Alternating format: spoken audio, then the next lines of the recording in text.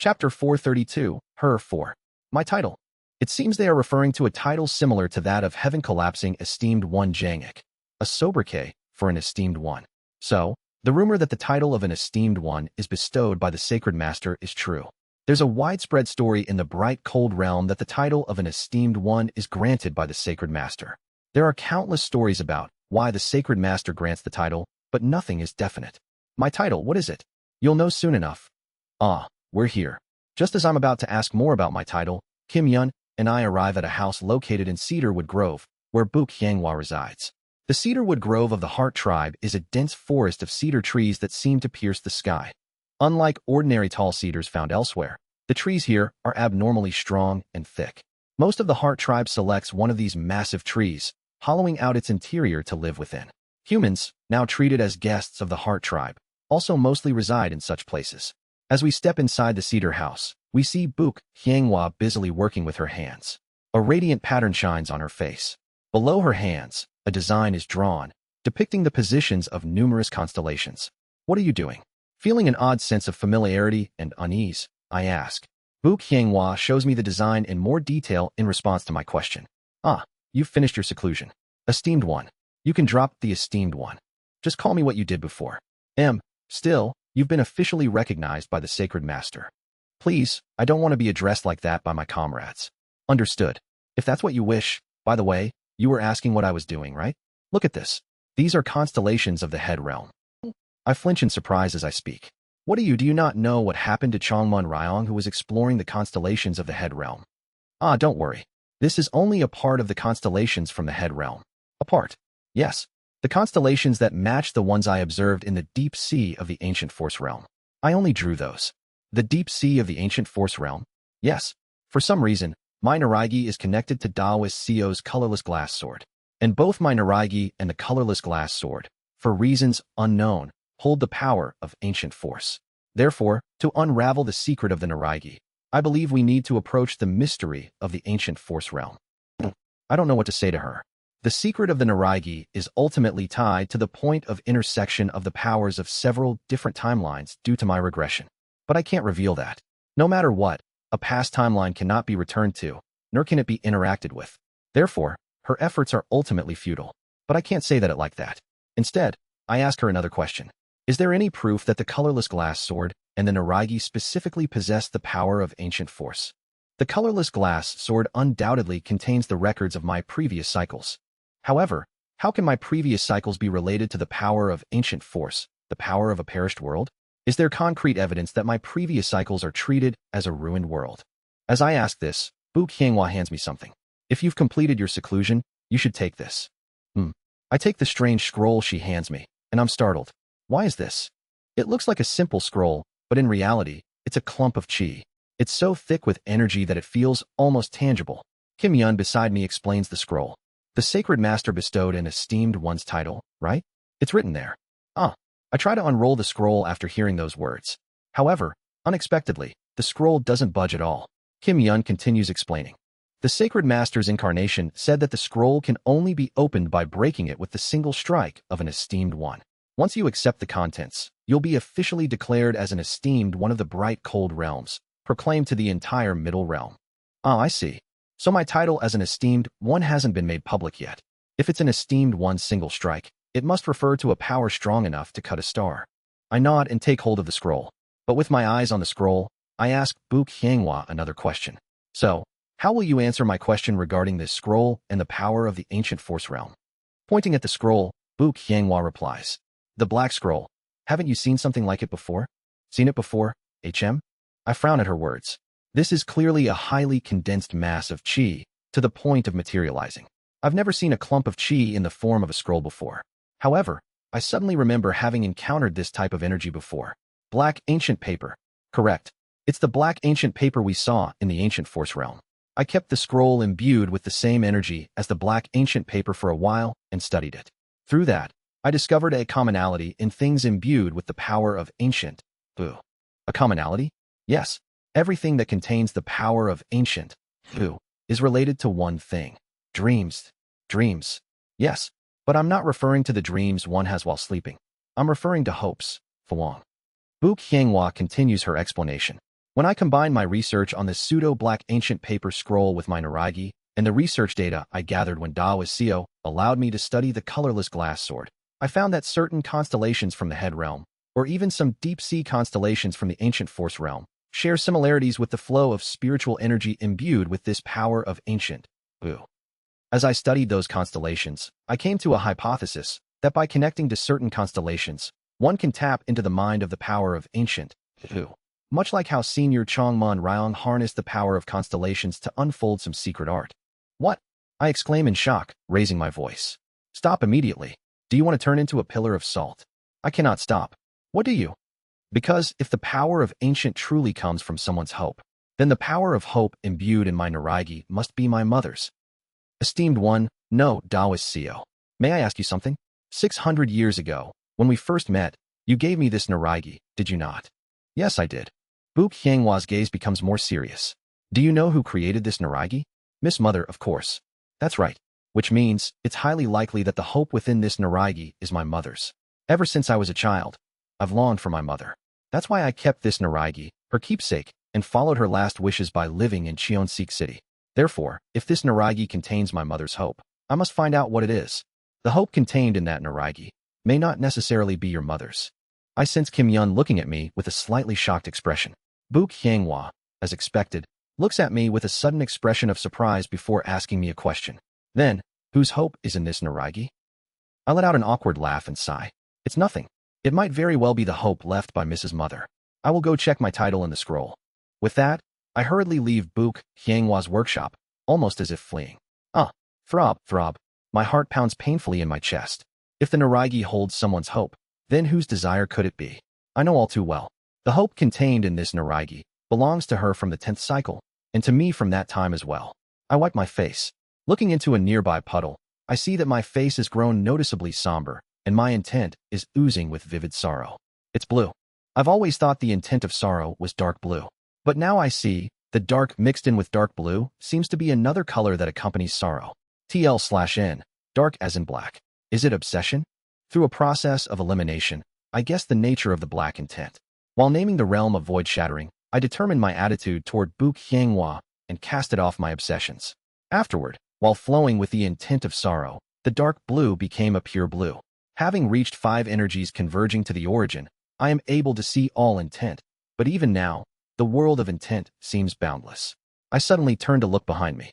Behind me, Kim Yun is looking at me. She is looking at me with an oddly calm expression. Are you alright? I'm fine. And you? I'm okay. I see. I'll check my title and visit the Sacred Master. Regarding the black ancient paper and ancient force, she will probably know more. We smile at each other, sharing lies that are obvious to us both. I am not alright, and Kim Yun, having sensed my strange emotions, also seems to have some unsettled intent. But I can't explain it, and she doesn't press me to explain either. I fly up into the sky above the Heart Tribe territory and glance at Kim Yun below. Something is changing. From the moment she met Bu Qianghua, no, to be precise, from the moment she became closer to her, something has been changing with Kim Yun. The anxious mind I saw in the Nether Ghost realm seemed to heal a bit after meeting her, so I thought it was a positive change and left it alone. Is it changing for the better? I don't know. No, honestly, whether it changes for better or worse, it's arrogant of me to even evaluate whether it's good or not. I just hope she doesn't fall into madness from heart demons. I hope Kim Yun grows properly, and as I rise to the point where the Heart Tribe territory becomes as small as a dot, I unfurl the scroll into the sky. Now then, let's see what title the Sacred Master has bestowed upon me. Pot. I use the 31st move of Severing Mountain Swordsmanship. Accumulating dust forms a mountain directly on the scroll. Flash. A single strike powerful enough to cleave through a planet launches towards the scroll. The scroll, which wouldn't budge an inch under ordinary power, explodes into light as it meets the first strike of accumulating dust forms a mountain. At the same time, kugugugugu, an enormous explosion erupts, and the surrounding space-time begins to distort. This is... I realize what's happening now, and I am shocked. This crazy. The celestial energy of the entire bright cold realm is starting to converge on this spot. The will of Sacred Master Baekwoon begins to manifest in this place. She is borrowing the power of the bright cold realm, performing a miracle that would be impossible for an ordinary sacred vessel. As the scroll explodes, a cloud of dust made up of countless particles spew out. And with the twisting of space-time and the concentration of celestial energy, The power of the bright cold realm begins to compress the dust cloud. Oh, from its center, an unknown stirring can be felt, and something begins to appear in the sky above the Heart Tribe territory. A star. That is a planet. The dust cloud, having swallowed my previous strike, is now forming a planet imbued with my energy. The planet begins to absorb the dust cloud, forming an attraction force. Simultaneously, beyond the attraction force, Sacred Master Beck Wounds will imprint itself into my mind. In blessing of Seo Un-hyun of the human race, who has newly stepped into the realm of esteemed ones, I bestow upon thee a new governing territory, Nindi, and Dharma tool, Fajr. This shall become your symbol from henceforth, serving as the mark symbolizing your connection with the bright cold realm. Kugugugugu. I stand in awe as I watch the star forming before me, and at the same time, I know its name. The star's name is within heavens, Zaitan. It is named in honor of you, an esteemed one of the Heart Tribe who has transcended the plane of Chi and reached the plane of Soul. Welcoming your arrival at a new sky, I hereby grant upon thee the title of within heavens esteemed one of the bright, cold realm. Cool. I can instinctively sense it. If I connect my attraction force to that within heaven's star, I will immediately be recognized as the within heaven's esteemed one and truly become an esteemed one of the bright, cold realm. Since attaining void shattering, my attraction force has grown stronger than before. Perhaps those who reach void shattering, the second step before the throne, gain some degree of control over attraction force, much like the heaven and earth tribes. However, I only stare at the star in front of me without connecting my attraction force to it. For some reason, I don't like it. Within heavens, Zaitan, means to leave this world and reach the other world. It's a symbol representing me, who can now fully rise from the plane of Chi to the plane of Soul. With a dark expression, I shout, "O Sacred Master, may I have a word?" Since the entire bright cold realm is practically Beck Wound's domain, I shout towards the sky, assuming she must be watching. I do not desire this title nor this star. Please take them back. It happens in the next moment. Boom. My mind is transported, just like before, to the summit of Heavenly Lotus Mountain, where Sacred Master Beck Wound resides. I've arrived inside the White Jade Pavilion. It has been a while, Sacred Master. I offer my respects to Sacred Master Beck Wound, and she looks slightly surprised. I only summoned your mind. As you know, for the Heart Tribe, the flesh and the soul have become one and the same. Even if only my mind is summoned, I can always come as my main body. Facing the Sacred Master, I realize she is somewhat uncomfortable. Is she reluctant to meet an esteemed ones in person? I suppose, considering she's of the Heaven Tribe, it might be a bit uncomfortable for her to meet me, a Heart Tribe, in my main body. Jang couldn't do that. He could not freely cross between the plane of Chi and the plane of Soul like you can.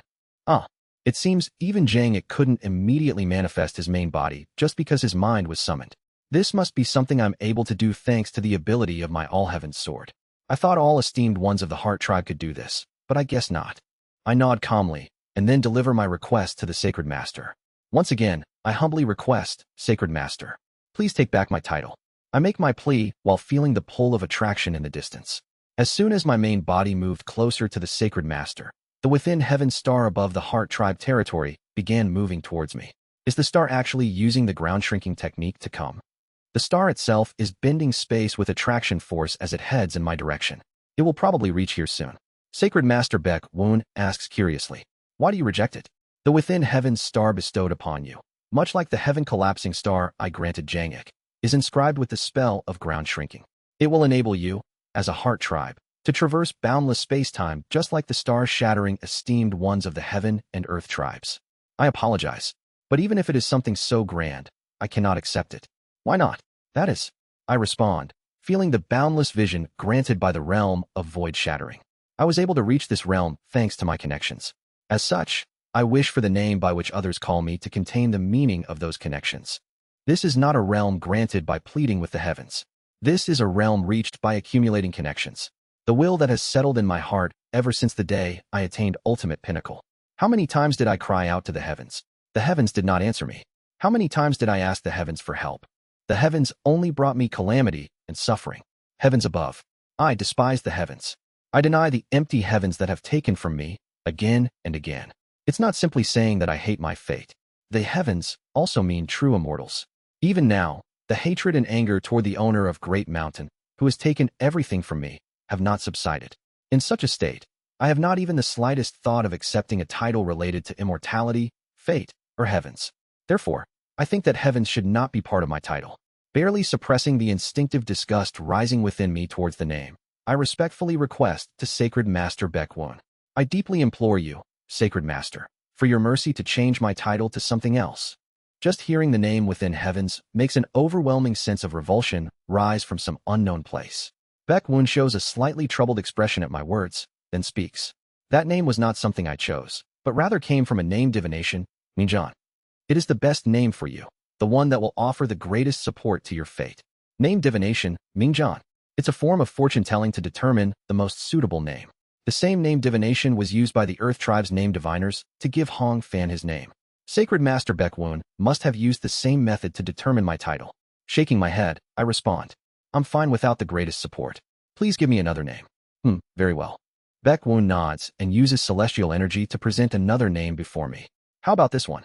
It was one of the names from the name divination. It has weaker attraction force than within heavens, so I kept it as a second option. If it's the connections you are talking about, this name would suit you better. The name that appears before me is Heavenly Ladder, Kentit. A name meaning ladder of heavens. A connection is like a rope or ladder that guides each other. This name has the meaning of an esteemed one who has ascended to this realm through the ladder bestowed upon by the heavens. I stare at the characters that means ladder of heavens for a moment, then shake my head. They are not connections bestowed by the heavens. We simply met. This name doesn't sit well with me either. If my connections are something bestowed by the heavens, doesn't that mean the heavens can take it away as well? If even the dying Bu Qianghua is a connection granted by the heavens, doesn't that mean her dying right now is also the will of the heavens?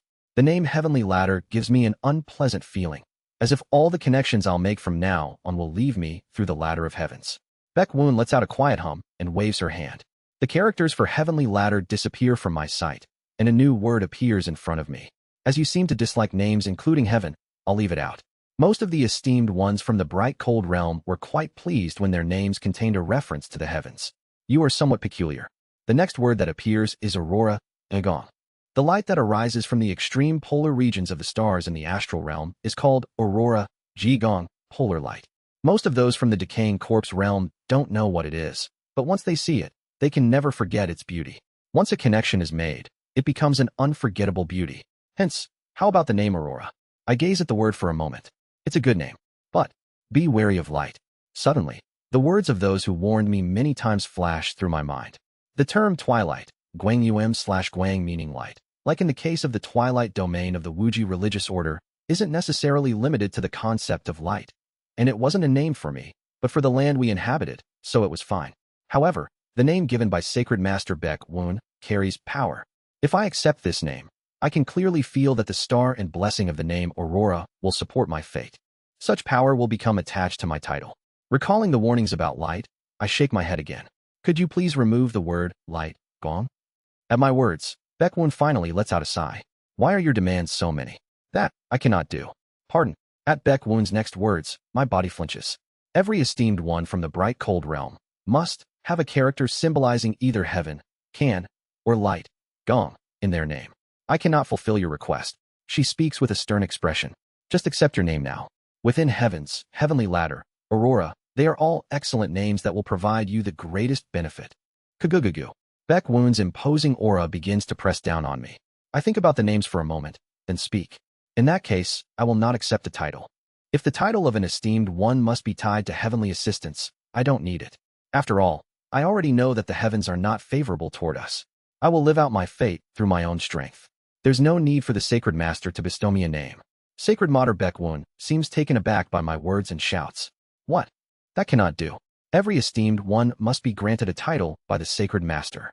That is the law, Fop, of the Middle Realm. Kugugugugugu. An overwhelming pressure crushes down on me, as if the entire bright cold realm is trying to squish and mangle me. I look at the Sacred Master for a moment. Then, I draw my sword and point it at her. I refuse. Chapter 433, Her 5. Do-do-do-do-do-do. The heavenly lotus mountain near the white jade pavilion shakes. Are you saying right now that you're going to oppose me? How could I possibly oppose the Sacred Master? Yet you raise your sword? It is merely for my own protection. I look calmly at Sacred Master Baekwon and speak. If you must bestow a title upon me, then please explain the reason why. Until then, I cannot accept such a name. Very well. I shall explain. Her explanation continues. Are you familiar with the structure of the heavenly domain? I implore for the Sacred Master's detailed guidance. Whoa. The surroundings begin to change. Sacred Master Baek Woon projects an illusion, seemingly miniaturizing the entire celestial system of the heavenly domain for display. Tiny mesh-like structures resembling clusters of galaxies are scattered all around. This is the sun and moon heavenly domain we are within. While most divide it between the astral realm and the decaying corpse realm, the truth is that the size of the astral realm far exceeds that of the decaying corpse realm. Woo-woo. A faint attraction force starts to gather within the illusion she created. At the same time, I notice the flow of attraction force in various parts of the illusion. The attraction force is distorting various parts of the heavenly domain. Due to the attraction force emitted by stars, the heavenly domain is distorted in many places. Especially the regions with distortions that are particularly severe are where quasi-immortals reside. I examine the locations where the quasi-immortals reside. There are roughly 140 highly distorted points. In other words, there are about 140 quasi-immortals at the entering nirvana stage within the sun and moon heavenly domain. Do you notice anything strange? As I'm observing the model of the sun and moon heavenly domain, she asks me a question. Recalling something that has been bothering me for a while, I respond to Sacred Master Baek Woon's words. The decaying corpse realms and middle realms are nowhere to be seen. That's right. No matter how hard I search, I cannot find decaying corpse realms or the middle realms. Baek Woon nods and explains. That's right. The decaying corpse realms and middle realms do not exist within the astral realm. In truth, most beings in the middle realms think that the astral realm and the decaying corpse realms are located somewhere beneath their middle realm. But they are mistaken. Their cultivation levels are too low to perceive the true structure of the heavenly domain, hence the misunderstanding. Woo-woo. Once again, the structure of the illusion changes. Originally, the center of the heavenly domain is not the middle realms. It was the astral realm, also referred to as the universe. With the astral realm that continues to expand at the speed of light as the center, countless living beings are born within it, each walking a different path according to their fate. Different path? What do you mean by that? Let me ask you this. Do you believe that the only truth, the absolute in this world, is immortal cultivation? I shake my head at her question. That is not the case. Immortal cultivation is merely one of the many methods. You are correct. Immortal cultivation is merely one method. Tack. With a snap of Baek Woon's fingers, illusions rise from the endless sea of stars. They are living creatures. I see life forms walking the path of immortal cultivation.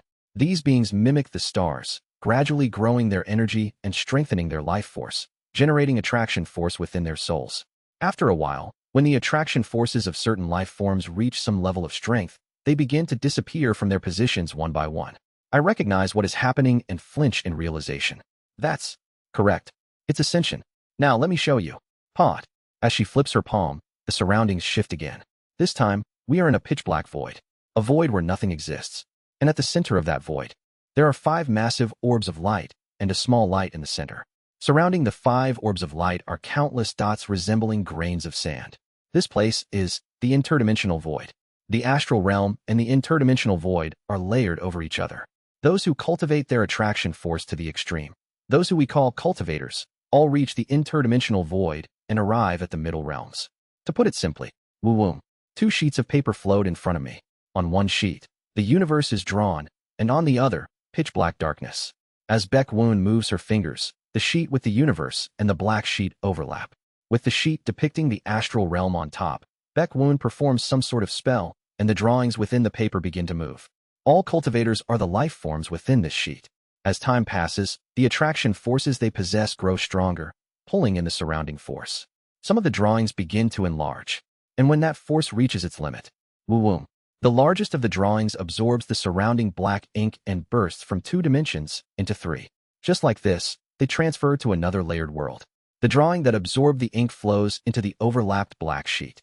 That is the true nature of ascension for cultivators. After pondering for a moment, I ask a question. So, when their attraction force becomes strong enough, they move to the middle realms of the interdimensional void. Then, what are decaying corpse realms? The decaying corpse realms consist entirely of the corpses of great beings. And the corpses of these great beings, by themselves, possess the same property as the astral realm, though they are a bit smaller in size. If I were to explain it using paper, it would look like this. Above the black sheet, a paper figure in the shape of a person forms. The paper figure is torn to shreds, and the torn pieces stick to the black paper in small fragments. I nod, understanding the meaning behind this. So then, aside from immortal cultivation, what are the other paths? According to Sacred Master Baek Woon, when life forms come to possess attraction force, they arrive in the interdimensional void and reach the middle realms. Does this mean that one can possess something other than attraction force? At my question, she smiles. It's quite simple. It's a conclusion you already know. Pardon. Another sheet of paper floats in front of me. This one is ashen. All life forms in the universe will accumulate attraction force as time passes. Those with sufficient attraction force reach the interdimensional void, but those who do not reach somewhere else. Some of the smaller drawings on the astral realm paper gather ink and are ejected from the astral realm. The ashen paper layers with the sheets. The drawings ejected from the astral realm sink into the ashen sheet. I understand what the ashen sheet represents. The underworld. That's right. She is explaining that the astral realm is layered over both the interdimensional void and the underworld. If her explanation is correct, it makes sense why those who practice ghost path methods in the bright cold realm can connect to places like the outskirts of the netherworld. It's because they are layered. So, the structure of the heavenly domain is such that the underworld and the interdimensional void are layered with the astral realm as the core. When I ask, Sacred Master Beck-Wun shakes her head. That's not the end. Snap. 2 more sheets of paper appear. With the astral realm as the center, the interdimensional void and the underworld are layered. Those who cultivate attraction force reach the interdimensional void, while those who fail are drawn into the underworld after death. However, by adjusting the changes of attraction force, one can reach yet another place. One of the sheets is covered with countless lines, forming a net as if trying to cage the entire universe. I recognize the identity of that net-like paper. Star veins. Adjusting the changes of attraction force. Are there cultivation methods for that? No. The changes of attraction force cannot be cultivated by normal living beings. If the underworld and the interdimensional void are where cultivators and living creatures go, this place is where stars reach. Stars. That's right. The stars that make up the astral realm and the passage of time in this world are regulated from that world. That world is the river of time, the source river, or also called the fate realm. I see. I understand the meaning of Sacred Master Beck-Wun's words. The world called the Source River is the domain of the heavenly venerable of time. The Source River is where things that are not living creatures, the souls that are not fully formed, the non-living go to. There's no need to concern yourself with the Source River. The remaining one place is more important to living beings like us. Woo-woo. At her words, I focus on the last sheet of paper. That paper is filled with a kaleidoscope of all of heaven's natural colors. The flower realm, also known as the Eastern Heaven Flower Field, is a strange dimension. If living beings in the astral realm die and go to the underworld, and the non-living from the astral realm go to the source river to be regulated, then the Eastern Heaven Flower Field is the world that returns the non-living from the source river and the souls from the underworld back to the astral realm. I see. In any case, these 5 different dimensions layered together form a single heavenly domain. The vast majority of heavenly domains share this same structure. As I grasp the structure of the heavenly domain, I understand the true nature of my star vein eye. I see. Just as nether perception senses the outskirts of the netherworld, the star vein eye senses outskirts of the source river, the domain of the heavenly venerable of time. I initially thought I obtained the star vein eye simply by studying the attraction force between the star veins and stars. However, perhaps it isn't something I gained on my own, but rather granted to me by the heavenly venerable of time. No, more precisely, because his immortal treasure, Young Sung, granted me permission that I came to possess it. In that case, the senses of the star vein eye seem to be something that will be impossible for anyone else to acquire, barring very exceptional circumstances. I organize my thoughts and ask a question.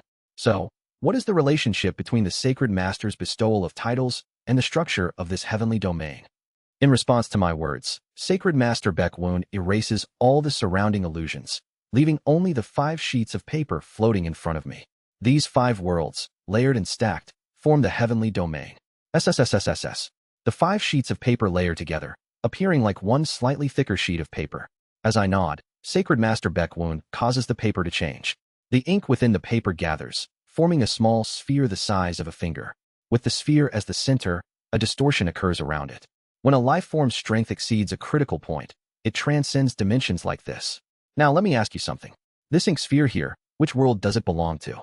Since it transcended the flat surface and became 3-dimensional, you could say it belongs to all the worlds. Correct. Now here's another question. The ink, having gathered and transcended dimensions, now belongs to all the domains layered within this paper. In that case, where will this ink ultimately belong? What do you mean? Isn't the ink sphere something that transcended the flat surface of the paper? Wrong. As long as its essence remains just ink, it can always be reabsorbed by any one of the sheets of paper. Sururuk. The ink sphere that had popped out into the three-dimensional world is reabsorbed by the ashen paper. I feel chills as I witness the scene. I understand what Sacred Master Baekwoon is trying to say. The ceremony of bestowing a title upon you is to anchor you to relatively safe places like the interdimensional void or the astral realm. Right now, you're like that ink sphere. You've transcended the plane, but because of that, you're in a position where you can be reabsorbed into any place. In other words, from the moment you entered that realm, you've been at risk of falling into places like the underworld, the eastern heaven flower field, or the source river, places where ordinary beings cannot survive. Shiver. That means, I recall the heavenly venerable of the underworld who once pursued me during my regression. The oldest existence, the deepest darkness.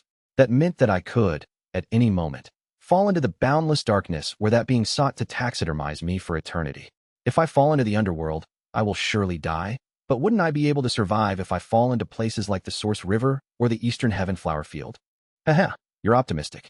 Didn't I tell you that the source river is where the non-living, not living creatures go? You did. If a living creature enters there, they will be transformed into a non-living by the laws of that place.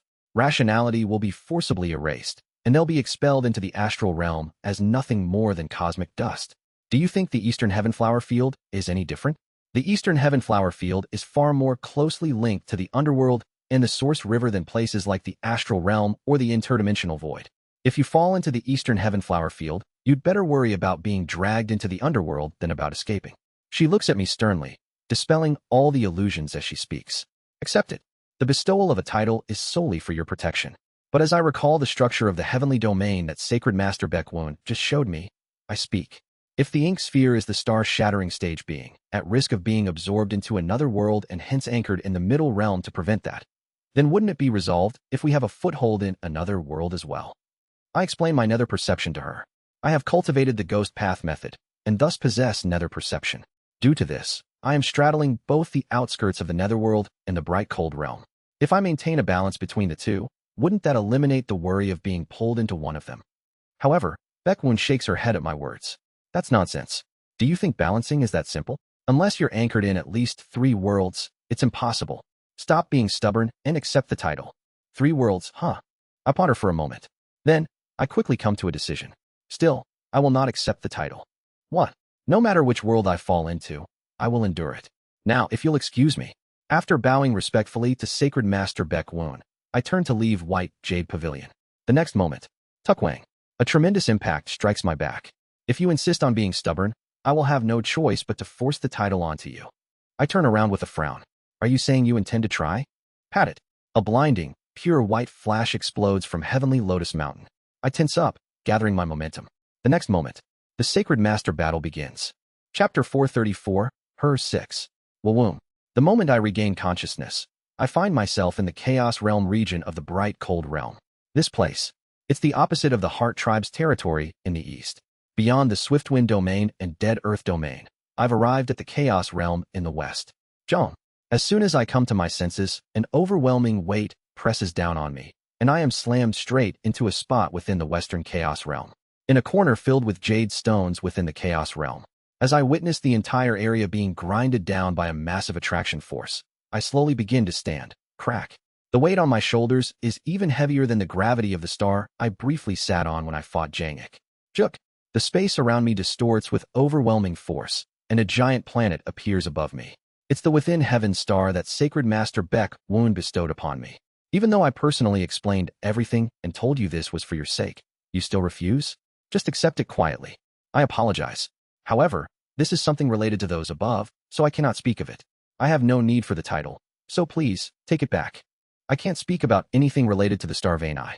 Just like with Zhengli or the phenomena extinguishing mantra, I've experienced firsthand how painful it can be to carelessly reveal anything involving true immortals. That will not do. Pardon. Listen well, Seoun Hyun of the human race. Kugagagugagu. An immense power starts concentrating in the Chaos Realm. At the same time, the entering heavens star floating above me is trying to forcibly connect with me. You are my successor. Startled, I look up at the sky. In 600 years, no one has achieved the late integration stage with the cultivation of the heaven and earth tribes and reached the 5th stage of manifestation of the Heart Tribe. I've neither heard of nor seen such a being. Though your growth may be a bit slower compared to the Golden Divine, he focused solely on the Heaven Tribe's cultivation. In pure talent, you surpass the Golden Divine. There seems to be a misunderstanding. Whether it's a misunderstanding or not doesn't matter, as the results speak for themselves. Resisting the increasing pressure of the within heaven's star, I struggle to prevent it from connecting with me. You surely have the potential to reach the sacred vessel stage. For that reason, you were born with the fate of becoming the sacred master of the bright cold realm after me. Thus, as the current sacred master of the bright cold realm, I have every reason to bind you to this realm as my successor. Do. I don't even have time to respond. This is the sacred vessel stage. I grit my teeth as I barely withstand the pressure of the within heaven's star. These are beings who control their own middle realm. Beings who, within their star system, are monsters that wield power close to omnipotence. The fact that I was instantly transported from heavenly Lotus Mountain to the Chaos Realm, and I'm now being crushed by an increasingly overwhelming pressure that I am unable to resist, is a display of the overwhelming disparity. Accept it. Seo Un-hyun. If you become the sacred master, the human race will become the dominant race in the bright cold realm. The tall tree race, who don't know their place and all they do is pollinate when bored, could be burned as firewood by your people. The paired wings race as mounts, the fungal bone race as snacks, the rotting owl race as toys, and the fighting ghost race as foot rags. No one would dare to speak against you. I have no desire to do such things, nor any reason to. As the god of the bright cold realm, you can rule for thousands of years, fulfill the duties of a sacred master, and delve deeper into the power of attraction force, eventually becoming a true person. Of course, you'd need to find a successor eventually, but by then, there will surely be promising ones among the esteemed ones of the bright cold realm. Rumble. The heaven and earth spiritual energy from the within heaven's star descends upon me. From the moment I become connected to it, I will inevitably become the within heaven's esteemed one. If you dislike the name, you can change it once you become the sacred master. Who would dare oppose you? I never had any intention of accepting it in the first place. What meaning is there in changing it later? Are you so displeased with becoming my successor? If the title is not given, I will consider it. How arrogant. In that case, how about this? If you become the sacred master of the bright cold realm, you will be able to resolve your fundamental problem. Pardon, your soul? Isn't it hot? Baek Woon's tone softens, as if she's trying to persuade me. I've been watching your soul for a long time. The karmic fire burning hotly within. The authority of the judge in the form of flames. Aren't you suffering from that power? I can see it even now. Your soul trembles in pain upon pain. If you reach the realm where you can borrow the power of the bright cold realm, you will be able to rid your body of that fiery tribulation. How about it? Will you still refuse? I remain silent. And then, I smile bitterly. It seems you have misunderstood. Oh, this thing burning inside me cannot be extinguished. Even if I become the sacred master of the bright cold realm, no matter what I do, it cannot be put out. Huh? Are you, who is merely an esteemed one, trying to teach me? You seem to be talking about the karmic fire. Certainly, in regards to normal authorities, the sacred master's words may be right. However, in regards to this case, there's no way to rid myself of the pain. What? I shout as I look up at the sky. Sacred master, it seems you cannot even begin to guess my pain, the reason for my pain, or the nature of my pain. I have no intention of escaping this suffering. So please, stop forcing the position of sacred master upon me. You insolent. The next moment, I unleash a powerful surge of energy and soar toward the sky. Boom. The power of the canvas of myriad forms and connections, now truly united with me, flows into my sword, accumulating dust. In the past, whenever I performed a technique, my body would always move along with it, because it became second nature. But after obtaining the subheart sword, I realized that if the strength of the heart directly connects to the strength of the body, there's no need to move the body. Starting from transcending peaks to transcending mountain ridge embedment, with all the techniques in between. Now, just by recalling the moves of severing mountain swordsmanship engraved in my heart, I can execute them all. Forms a mountain. Pot. The already fearsome technique of accumulating dust forms a mountain no longer has any preparatory movements. With just my intention, it shoots towards the star in the sky. Quad-a-do-do-duck. The sacred masters within heaven's star is split in half, and I smash through the star as I soar upward. I apologize, sacred master, but I will not become an esteemed one of the bright cold realm. You. Woo-woo. Energy begins to concentrate in the sky. Then, a very familiar scene unfolds. Jung. The sky splits in two. Simultaneously, Sacred Master Baek Woon's gaze envelopes the chaos realm where I am. A sight reminiscent of the descent of the owner of heavenly punishment. Though it doesn't carry the same mind-crushing pressure as it did then, its appearance is eerily similar. Her intent can't be read. Come to think of it, it has always been like this. The hands and feet of the blood-een esteemed one. the esteemed ones I encountered in the lightning sacred sea. And now, Sacred Master Baekwon. None of their intent could be read. It may be that beings at the realm of an esteemed one and above, when entering full combat readiness, become unreadable in terms of intent. But that doesn't mean they have no intent. When I stood face to face with Sacred Master Baekwon earlier, I could read her intent to some degree. They, too, have a heart, and they have emotions. Without a doubt. And if they have a heart, they can surely feel pain. I prepare for my counterattack and boldly lock eyes with Baekwon's gaze. Baekwon said that I am suffering from pain. She must have seen the karmic fire burning within me. But she misunderstood something. The karmic fire inside me has long since been extinguished. Then, what is it that still burns within me, causing me suffering? Isn't it obvious? It's me. Strangely enough, ever since I encountered the owner of Great Mountain and the order was annihilated, the karmic fire was immediately extinguished. I don't know why, but it doesn't seem like the owner of Great Mountain extinguished it for me. I still can't tell what the conditions are for the karmic fire to go out. But one thing is certain. Even though the karmic fire is gone, I am still in pain. What now burns inside me is not the karmic fire. It's my canvas of myriad forms and connections. It is remembering the pain of the karmic fire and giving it to me. Thus, what is burning my soul now is not the karmic fire. This is my own guilt. As the sacred master of the bright cold realm, I command thee. She begins to exert her power. I raise my sword. At the summit of Heavenly Lotus Mountain, in the white jade pavilion, Baekwon gazes off into the distance, staring at some far-off place. Crackle, crack, crackle. Lightning spears embedded in her body flicker. Twitch. Her brow furrows slightly. In her consciousness, she feels the presence of Seo Eun-hyun in that distant place, clashing against her authority. Earthquakes and tsunamis are triggered. Volcanoes erupt, and firestorms rain down. The entire surrounding region is transformed into a world of heat, like the core of a fixed star. However, Seo Eun-hyun is cutting through all the phenomena happening there, facing her head-on. A sacred master of the middle realm is akin to a world unto themselves. For that reason, whether it's a star system or a middle realm, a sacred master fears not even the lowest-ranked true immortal within the domain they rule. However, Baekwon shows signs of unease. Regarding the phenomena extinguishing mantra, Baekwon doesn't really expect Seo Eun-hyun to actually use it. Of course, he might use the phenomena extinguishing mantra when cornered. Therefore, while Baekwon could have used Seo Eun-hyun's comrades or the human race to threaten him, she hasn't gone that far.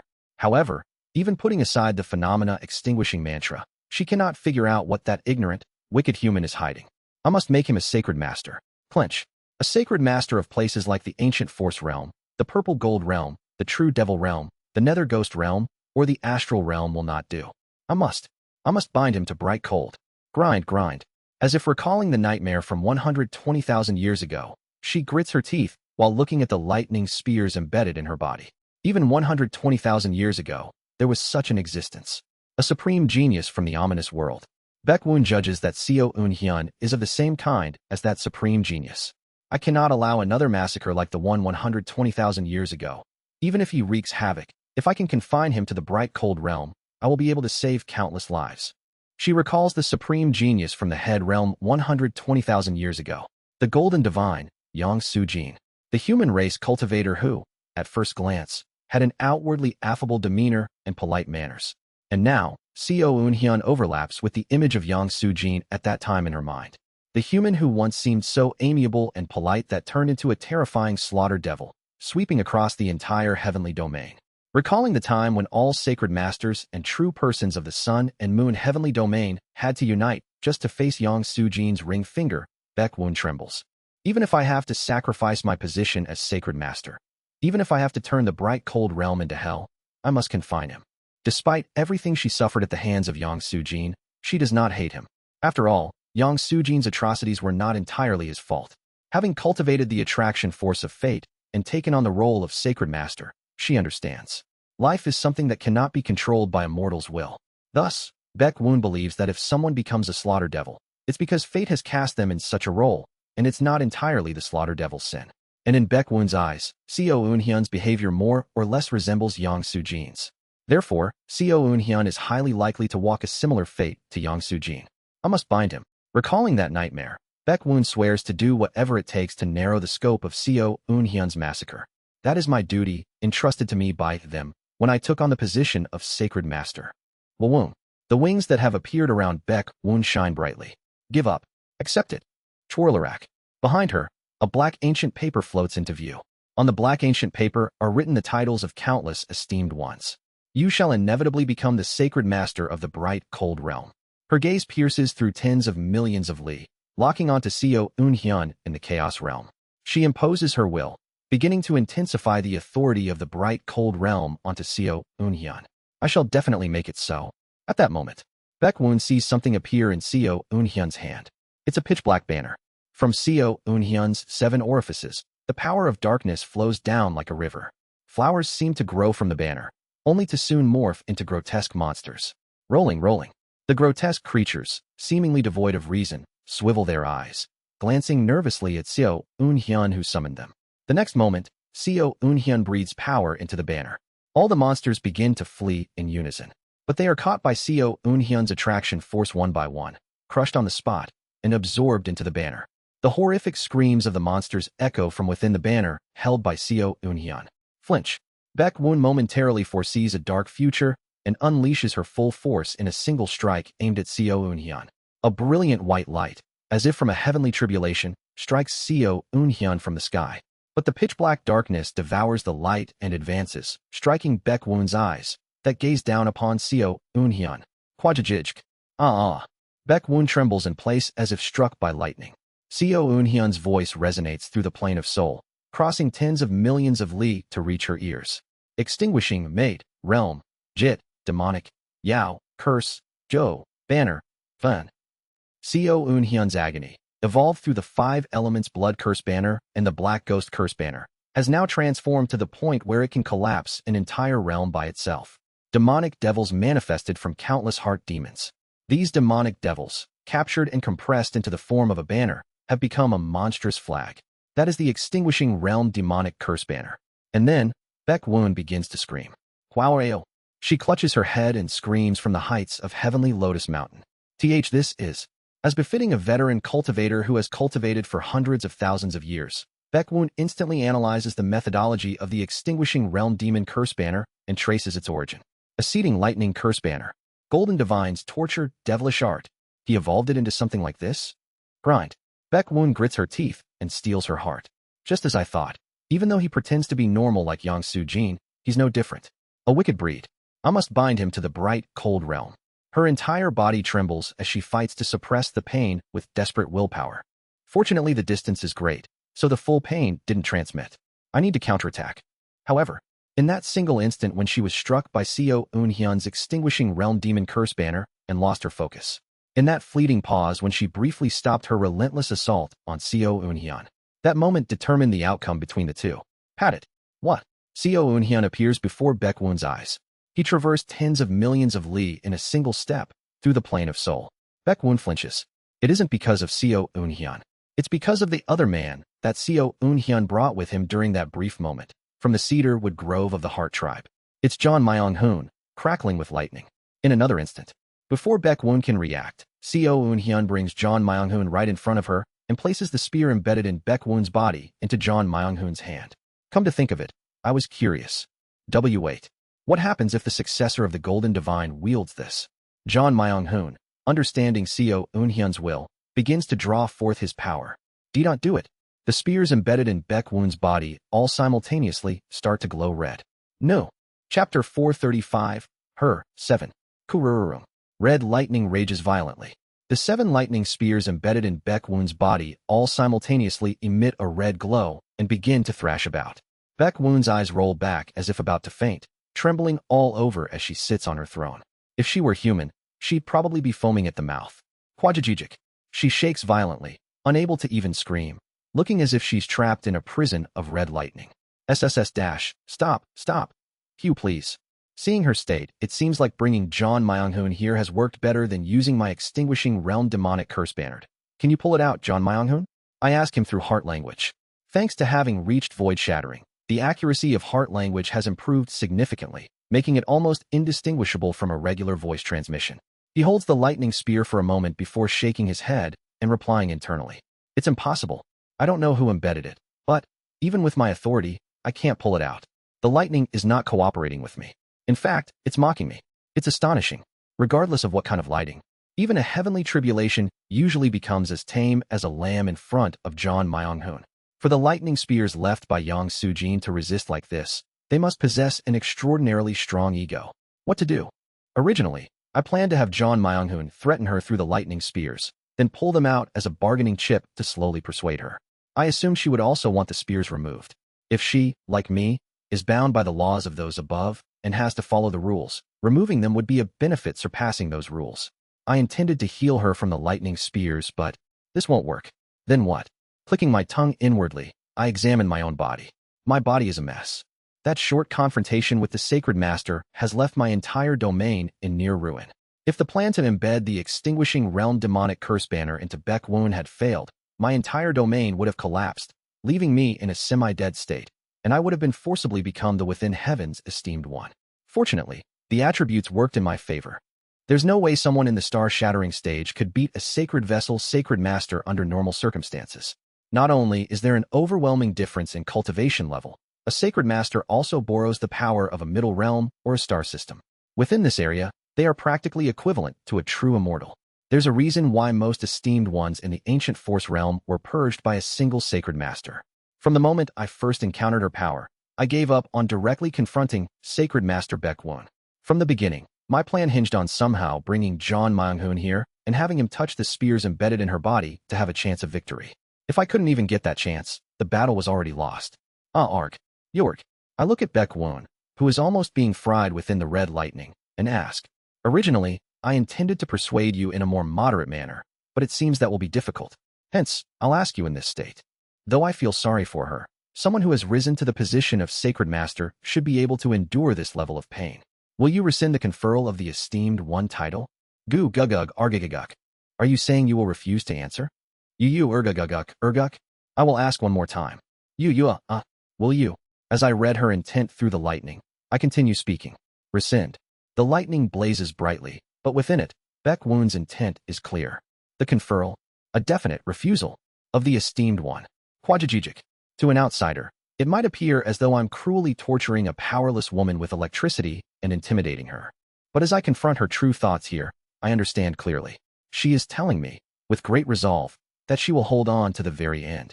Though her mouth may scream, at our level of cultivation, we can communicate effectively without relying on words spoken aloud. Even amidst the lightning, Baek Woon's eyes gradually become accustomed to the pain, expressing her strong will. Title. Pajajijijijijijic. Inside the prison of lightning, she starts to show a strange reaction. Hey. Quachiang. She extends her hand toward me. Just that movement alone punctures a part of the lightning prison, and Baek Woon's withered, branch-like hand extends from within. Zuwang. Attraction force emanates from her hand, twisting the surrounding space-time. In an instant, her hand touches my shoulder. Let us share this feeling. Wong. Through her hand, a crimson curse spell is cast onto me, transferring a portion of Baek Woon's pain into my body. A curse that pushes one's own suffering onto others.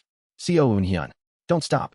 John Myung-hoon, taken aback, tries to stop, but I loudly shout back through heart language and instead laugh. So you want to take this to the end? Honestly, while I felt a bit sorry for her, I thought I had a chance to win the moment I first embedded the Extinguishing Realm Demonic Curse banner. But it seems I misjudged the situation. At the level of a Sacred Master, one would likely develop some resistance to this level of pain. If that's the case, I, too, will steel my resolve. TSTSTSTSTSTSTS. Curses flow out from my entire body. I burst out in mental speech, grabbing her wrist tightly. My shoulder, don't touch it so carelessly. Parat. Wadudududuck. I transform into the Ghost King with 21 heads, and I begin to pry Baek Woon's hand off my shoulder. Wadududuck. But it's heavy. This is crazy. Is this really the strength of a Heaven Tribe cultivator on the verge of death? The sheer physical strength flowing from Baek Woon's frail arm surpasses the power of my Heaven and Earth dual cultivation in the late integration stage. Only by wrapping myself in the All-Heaven's sword and adding the sword's strength am I barely able to peel her thin arm off. I once read a record from Lofty Dragon's storage scroll about an integration stage cultivator who was beaten up by Lofty Dragon true person in human form, having their domain shattered and almost dying. Now, I finally understand that if someone were at the true person level, it might really be possible to kill an integration stage cultivator purely with physical strength. Moreover, I heard rumors that Sacred Master Baek Woon was originally a true person who, due to some incident, lowered her cultivation realm to enter the bright cold realm. Her physical strength might at least be on par with lofty dragon true person in human form. At this rate, I'll lose for sure. Therefore, I need to resort to drastic measures. I use one hand to pull her arm off my shoulder. Of course, the pain she's enduring floods into me through the hand holding her arm, but it's bearable. Then, with my other hand, I release a curse spell. The extinguishing realm demonic curse banner emits a sinister light as it forms above my hand. A black mass of something resembling flesh. Inside, countless mouths and eyes writhe grotesquely. Grasping the banner's staff, I grip its end in reverse, and then shove the black banner into Sacred Master Baekwoon's stomach. Dash. Jiing. An unrecognizable scream echoes through Qi, soul, and fate, resonating through all three planes. The same scream that the true persons let out. It means that Sacred Master Baekwoon is experiencing a truly unbearable pain. Kwawarg. Through her hand, the pain I pushed into her comes surging back to me. What remains now is a battle of endurance. Who can withstand the pain better? Let's see who wins, Sacred Master. Even amidst the agony, I show a crazed smile as I drive the banner even deeper. Do-do-do-do-do-do. Madness. The entirety of the bright cold realm begins to shake violently. I can feel the Sacred Master Baekwoon going mad.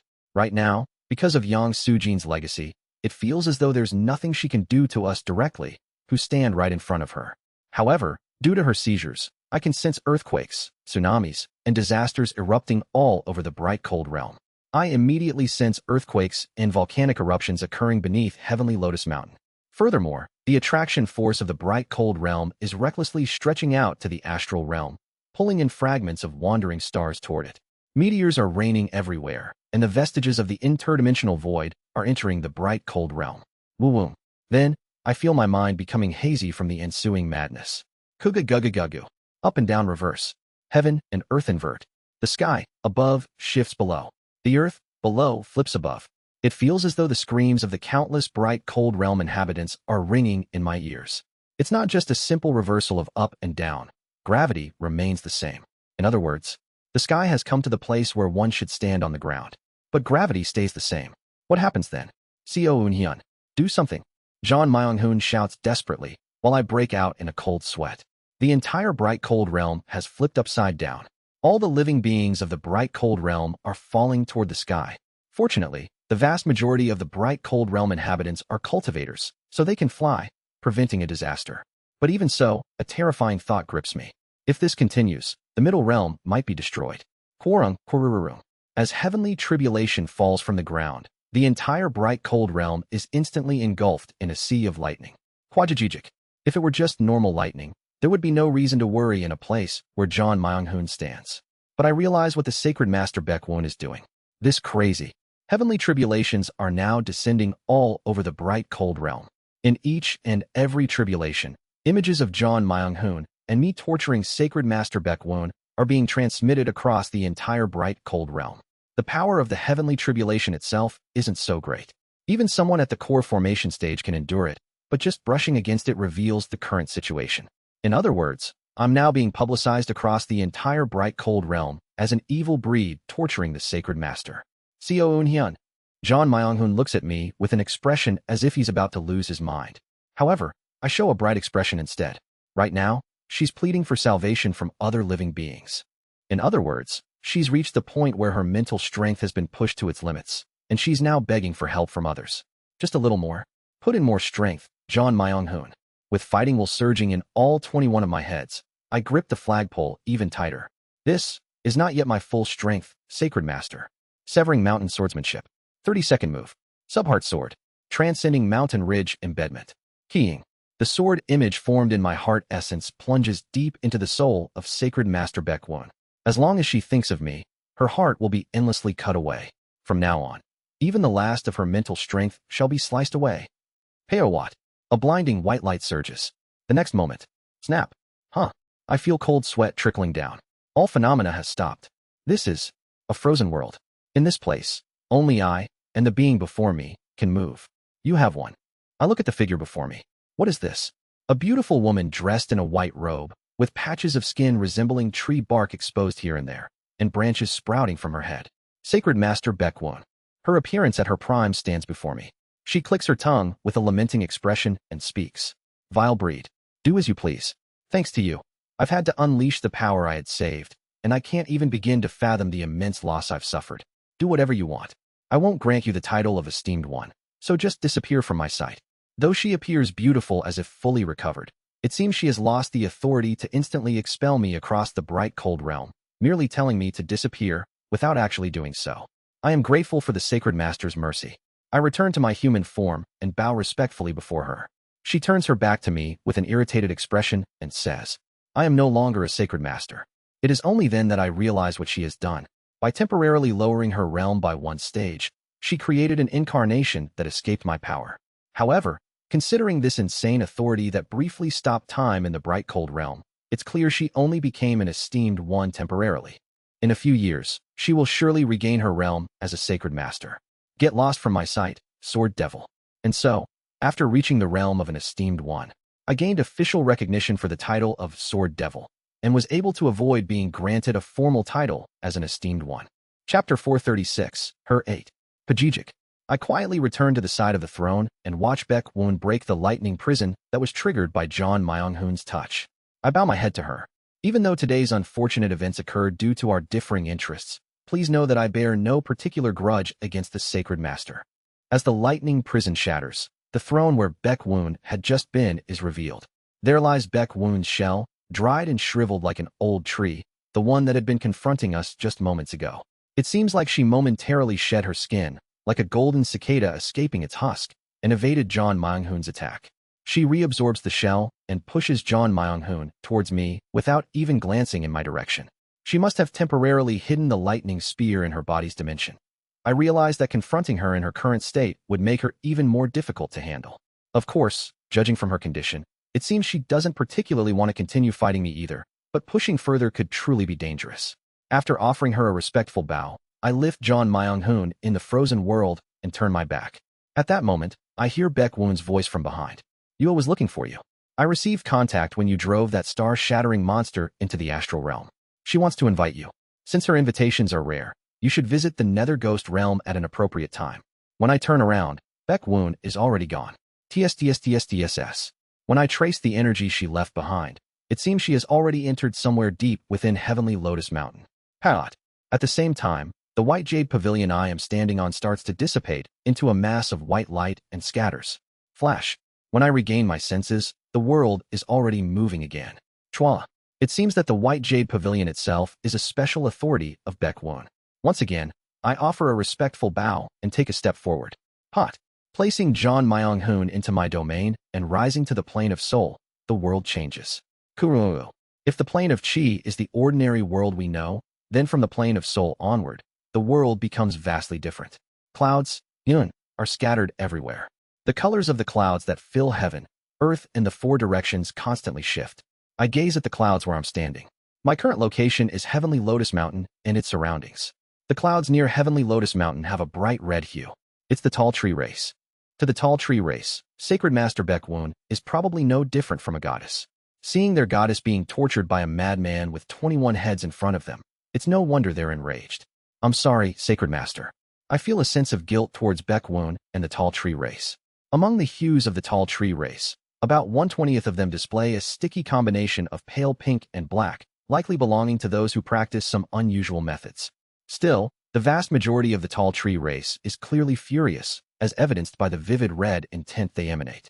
Even though I did my best to avoid entanglements with those above, Baek Woon's honor was tarnished as a result. I will likely need to find an appropriate time later to apologize and offer compensation. I'll have to find the right time to make amends. With that thought in mind, I tread forward in this world of clouds. Step, step. In the higher dimensions, even small movements cover much greater distances than they would in the lower ones. What a strange feeling, being completely in the plane of soul. The countless clouds that appear before me, each and every particle of those clouds is the emotions of a living being. Thinking back, after defeating Kong Min-hee and becoming an esteemed one, I immediately went into seclusion to stabilize my realm. Once I emerged from seclusion, I almost immediately fought Baek Woon. Because of that, this is practically the first time I've had the chance to study my current realm. A person's heart is much like the clouds. It seems to have form, yet it does not. It obscures the sun, blocking out the light. It brings rain that fosters life, and sends down lightning to judge the earth. When gathered in great numbers, it becomes a storm that shakes the world. Come to think of it, The integration stage cultivation formulae can all be interpreted in connection to clouds. Rain, sunlight, heat, cold, wind, time. Rain represents the clouds gathering and the sky closing. Sunlight represents the clouds dispersing and the sky opening. Heat is when the open sky remains for a long time. Cold is when the closed sky remains for a long time. Wind is the force that regulates all of these phenomena, and all these changes combine to create time. In the integration stage, the Dharma treasure created by merging with one's domain is called the refining void Dharma treasure. And this refining void Dharma treasure becomes partially connected to one's heart essence. Heart essence is ultimately a cloud. I see. As I grasp the connection between the refining void Dharma treasure, the integration stage formula, and the plane of soul, I feel my understanding of the cultivation realm itself deepens.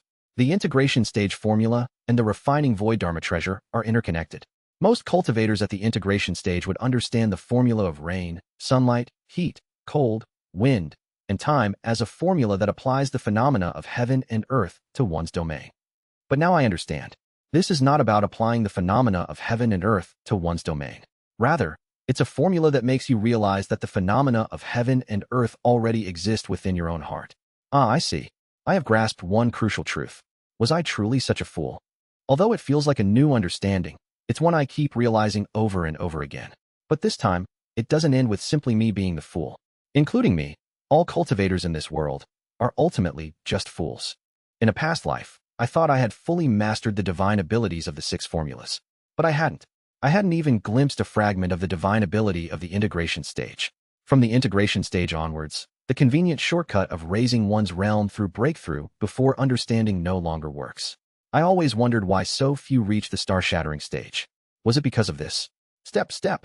I walk a few steps and traverse tens of millions of li through the plane of soul to arrive at the Heart Tribe territory.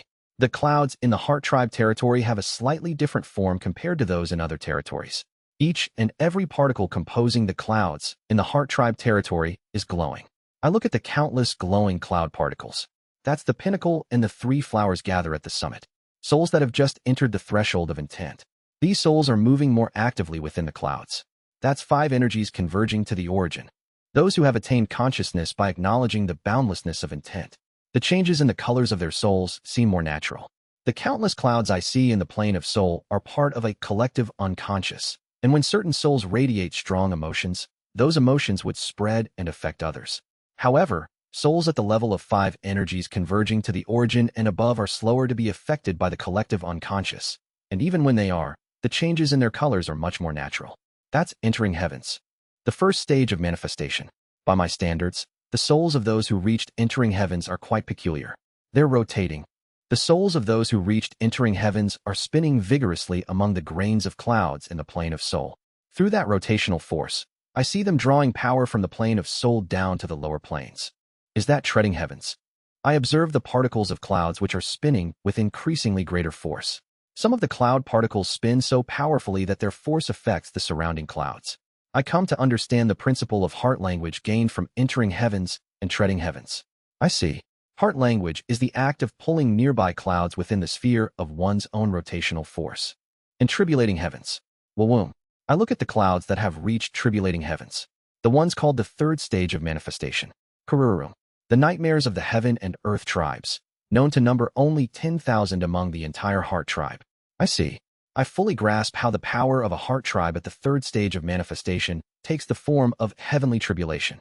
The soul of a heart tribe who has risen to tribulating heavens takes the shape of a massive helix, looking through its rotational force, pulling and converging the surrounding cloud particles.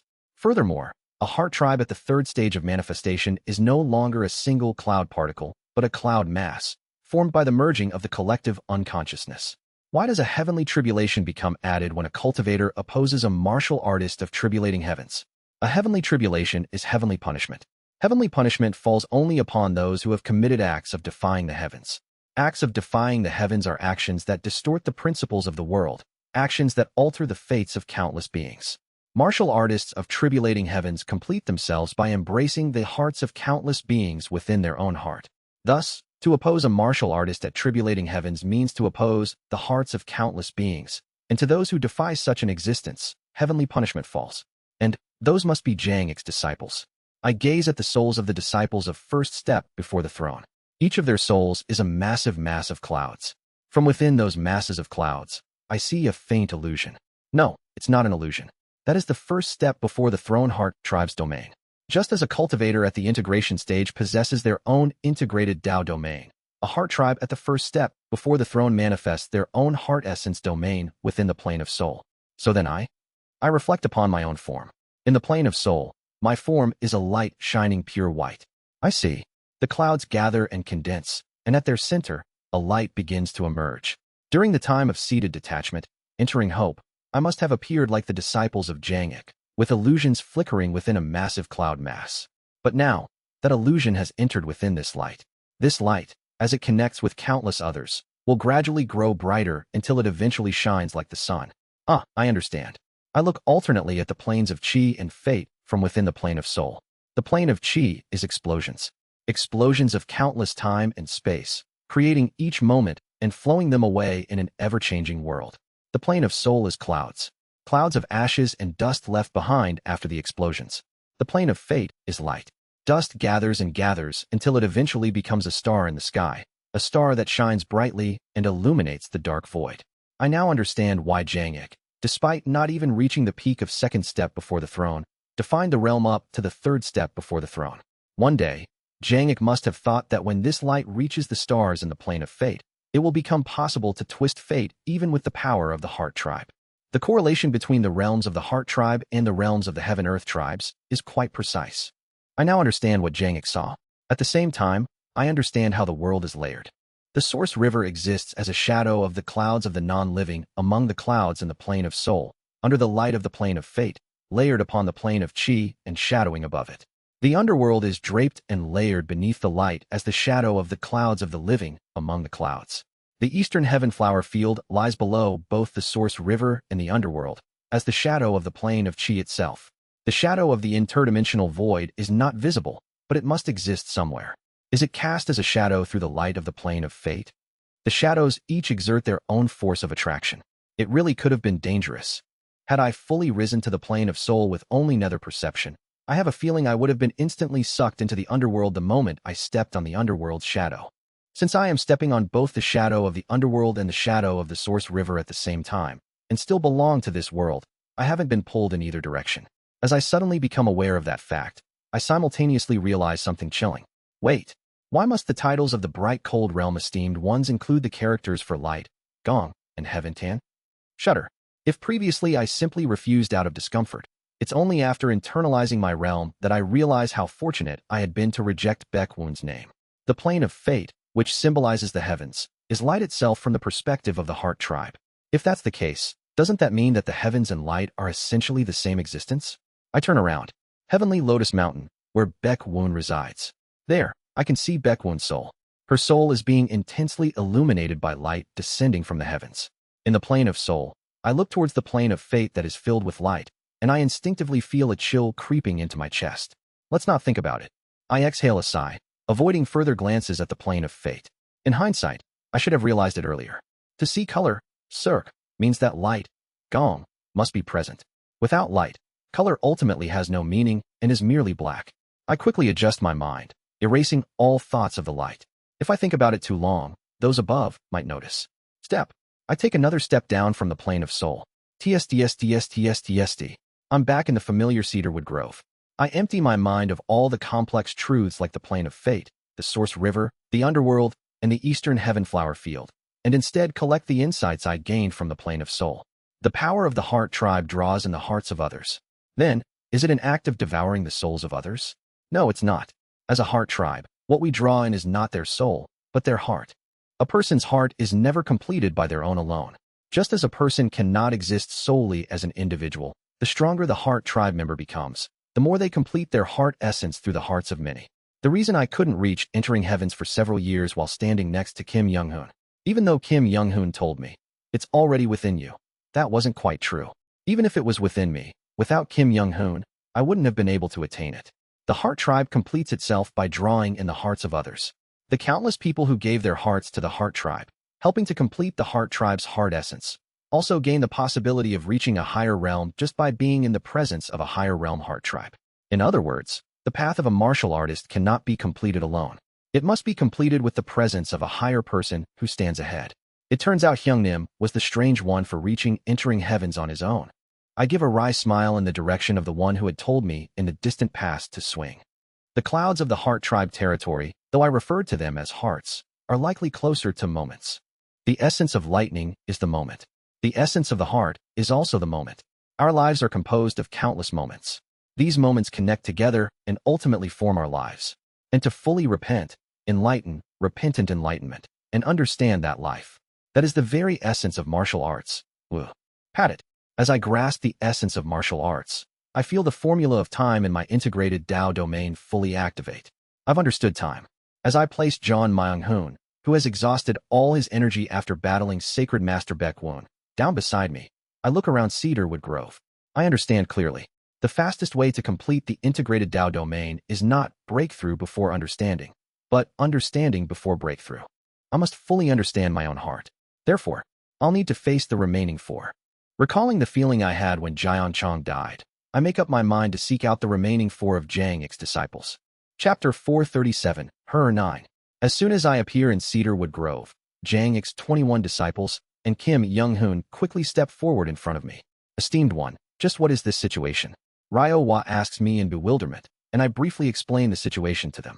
So, in other words, you fought with the Sacred Master because you refused the title of Esteemed One. I awkwardly nod. I apologize. However, it was an important matter regarding me, so it happened that way. At my words, they all exchange startled looks and then give a small, hollow laugh. We understand for now. However, because of what the Esteemed One has done, a few problems have arisen. What kind of problems? I ask cautiously, and Ryo Hwa of the flower plant race speaks up. First, the Heaven Tribe's intelligence-gathering power is a problem. With their unique skills in divination and foresight, they've already learned that the Esteemed One belongs to the Heart Tribe. As a result, countless members of the Heaven Tribe and Earth Tribe are currently preparing to attack Cedarwood Grove. Normally, they wouldn't dare attack because of the Heaven collapsing Esteemed One's reputation, but with the Sacred Master being bested, they've all lost their reason. You mentioned a few problems. What else is there? The vestiges. Even before Ryo Hwa finishes speaking, a large creature swoops in from afar and begins bombarding beams of light onto Cedarwood Grove. Boom, boom, boom. Kururum. Fortunately, third-stage masters of the Heart Tribe step up and scatter heavenly tribulation in unison, causing the monster's body to explode instantly. But I instinctively realize that there are more vestiges like that one out there. The vestiges the Sacred Master had been holding back from attacking the Bright Cold Realm are now invading in full force. These vestiges have the trait of devouring the flow of heaven and earth spiritual energy, so for now, they will start by attacking the stable realm. However, as more of them arrive, the chances of them attacking us will increase. I really have caused quite a mess. The reason I attempted to draw out Baek-woon's lightning spear while having a conversation with her wasn't because I was being foolish. It's because the role the Sacred Master plays is significant. It's fine. It hasn't been just once or twice that the Heaven collapsing Esteemed One overturned the Heaven and Earth tribes. However, since the Esteemed One has started this, it would be appreciated if you could also protect Cedarwood Grove. Of course, it's something I must do. But, before that, I have a request to make of you. Although the Supreme Council normally only follows the orders of the Heaven collapsing Esteemed One, given the current situation, if the Esteemed One's orders are not unreasonable, we will follow. Please, don't hesitate to give commands instead of requests. I offer them my gratitude and deliver my request. First, this may sound abrupt, but one of my comrades is currently suffering from the curse of heavenly penalty and is on the brink of death. I would like you to find a way to lift that curse. Kim Young-hoon nods and answers in their place. We've been paying quite a bit of attention to finding a cure for Miss Book's curse here in Cedarwood Grove. However, even with nearby spiritual herbs, spiritual elixirs, and healing-oriented manifestations, nothing has worked. In that case, I ask that you venture into the territory of the Heaven and Earth tribes to investigate further. Pardon. At my words, the Supreme Council of the Heart Tribe looks at me as if I've gone mad.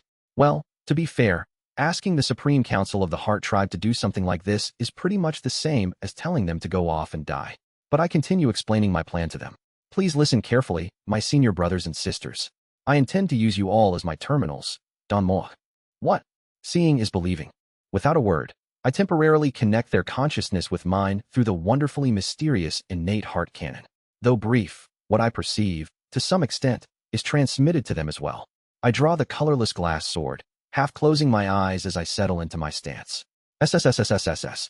With my breathing, the heaven and earth spiritual energy in the surroundings begins to be drawn toward me. Kugugugugu. I contemplate the integrated Tao domain within me. I contemplate the heart essence domain of my soul.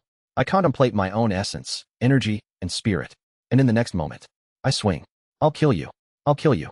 Kill, kill, kill. Filthy, human race heart tribe beggar. In the tall tree race territory. Within a castle there. A 4-axis stage tall tree clansman is weeping sap from their eyes and shouting furiously. And it isn't just that. The vast majority of the masters in the tall tree race territory are moving frantically while spewing their anger. Kururu. A gigantic monster plummets from the sky. It's a vestige of the interdimensional void. Quagagak.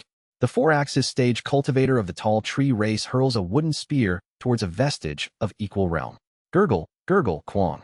The wooden spear grows inside the vestige, sprouting branches that pierce through its body, causing the vestige to explode. Of course, the exploding vestige doesn't die immediately and instead transforms into smaller, weaker vestiges. However, those kinds of vestiges are fortunately easily handled by the heavenly being stage tall tree race who rush in to finish them off. Wapa, the sacred master. That human race. That filthy, ugly, trash-like human race. That human race who's not only a heart tribe spy, but also a nether ghost realm spy. That bastard defiled my sacred master, my sacred master. The 4-axis stage tall tree race keeps screaming as they tear through the vestiges. My sacred master. It was my sacred master. I admired her first. I was first. Though the 4-axis tall tree race continues fiercely fighting the vestiges, their strength is gradually waning. And then, at that moment, puckwhack, piercing through the clouds in the sky, 50 integration stage vestiges appear. The 4-axis tall tree race member, along with countless others within the castle, look up at the sky with eyes full of despair. Just then, Kururu, with a world-shaking burst of light, heaven and earth tremble. At the same time, the eyes of the tall tree race widen in disbelief. Everyone there sees it. A colossal sword energy, large enough to cover the sky, sweeps away all the integration stage vestiges in an instant. The tall tree race, sensitive to reading celestial energy, quickly traces the origin of the sword energy through the sky, and terror spreads across their eyes. From the heart tribe territory, it flew all the way here. In the paired wings race territory. There, an integration stage grand cultivator of the paired wings race, who has just barely managed to win after a fierce battle against 3 integration stage vestiges, is staring blankly at the sky. Grand Cultivator Beck Myong looks up at the sky with dazed eyes. 30 integration stage vestiges? Haha. Is today the day the paired wings race ends? He coughs dryly and glances at his own body. Damn it. My body isn't even fully healed. Even if I go down with them, how many can I take with me? Just then, before Beck Myong can even react, from an unfathomably distant location, a massive sword energy shoots through like an arrow, wiping out all 30 of the integration stage vestiges in one strike. Grand Cultivator Beck Myong stares in disbelief, reading the celestial and earthly energies. As a heaven and earth dual cultivation practitioner, Beck Myong possesses vision from both sides, allowing him to read more information than other Grand Cultivators. Because of this, he manages to track the origin of the sword energy in an instant. Heart Tribe Territory. Beck Myong's pupils tremble with unease. His wings begin to quiver uncontrollably. Heart Tribe, sword energy, enormous. Hawa. Zhang Hyung. Elder Zhang, please spare me. I was wrong. I won't boil and eat the small green race as soup anymore. I'm sorry. I'm sorry. I'm sorry. Why, as if some terrible memory has been triggered, Beck Myong starts flailing and screaming into the empty air. Not just the tall tree race and paired wings race, but also the fighting ghost race, fungal bone race, and rotting owl race. Even in the skies above the major races of the earth tribe, the same massive sword energy flies in and sweeps away the vestiges attacking their territories. The heaven tribe reads the celestial energy, the earth tribe tracks the earthly energy, and everyone in the bright cold realm discovers where the sword energy originates from. From Cedarwood Grove of the Heart Tribe territory. From there, someone has sent a sword energy across tens of millions of li to assist them. Quang. In the True Dragon Alliance of the Earth Tribe. As one of the administrators of the Serving Command Arc and a Dragon King who has recently risen to the integration stage, Gu Ryan trembles while battling the vestiges in the sky as she recalls the sword energy that just wiped out hundreds of vestiges in an instant. What in the world? Chorora. She tracks the origin of the sword energy by following the flow of heaven and earth spiritual energy. The Heart Tribe territory? But that's at least hundreds of millions of li away. Her face turns pale. Just who could it be? In her mind, she recalls the evil spirit torturing Sacred Master Baekwoon, broadcasted just moments ago through heavenly tribulation. The utterly insane demon spirit with 21 heads. From the information Sacred Master Baekwoon transmitted, Gu Ryan and countless others realized that the demon spirit is a heart tribe. Did that demon spirit just help us? Shuddering, Gu Ryan shakes her head. No, there's no way that demon spirit, who tortured the Sacred Master, would help us. They say the heart tribe is as they appear on the surface, so a demon spirit that looks as evil as that one would never help anyone. But only an esteemed one could send such a strike. Gu Ryan and numerous other integration stage demon kings are all struck with fear as a certain possibility dawns on them. Then, could it be that the heart tribe has given birth to two esteemed ones? That would indeed be terrifying. That day, at the True Dragon Alliance's serving command arc, an emergency meeting is held regarding the two newly born esteemed ones from the heart tribe. Keying. Within me, light, gong, and shadow, yin, cycle. As twilight cycles, the depleted energy within me returns to its original state. This is the divine power of time. Thud. After delivering a single strike at the level of an esteemed one, I take my stance again and launch another one. Kugugugugu. My single strike rises to the plane of soul in an instant, crossing countless space-time and sweeping away the vestiges in the Supreme Tiger territory, tens of millions of li away. Afterwards, I steady my stance once more. Keying. Twilight spins, and my spiritual power recovers. This is endless mountains beyond mountains. An ultimate technique that continually returns me to my original state, allowing for relentless attacks. The only difference is that, unlike the usual endless mountains beyond mountains, which is activated through my mental power, physical strength, and skill, this time it is combined with the divine power of time, expanding it to near infinity. Incredible.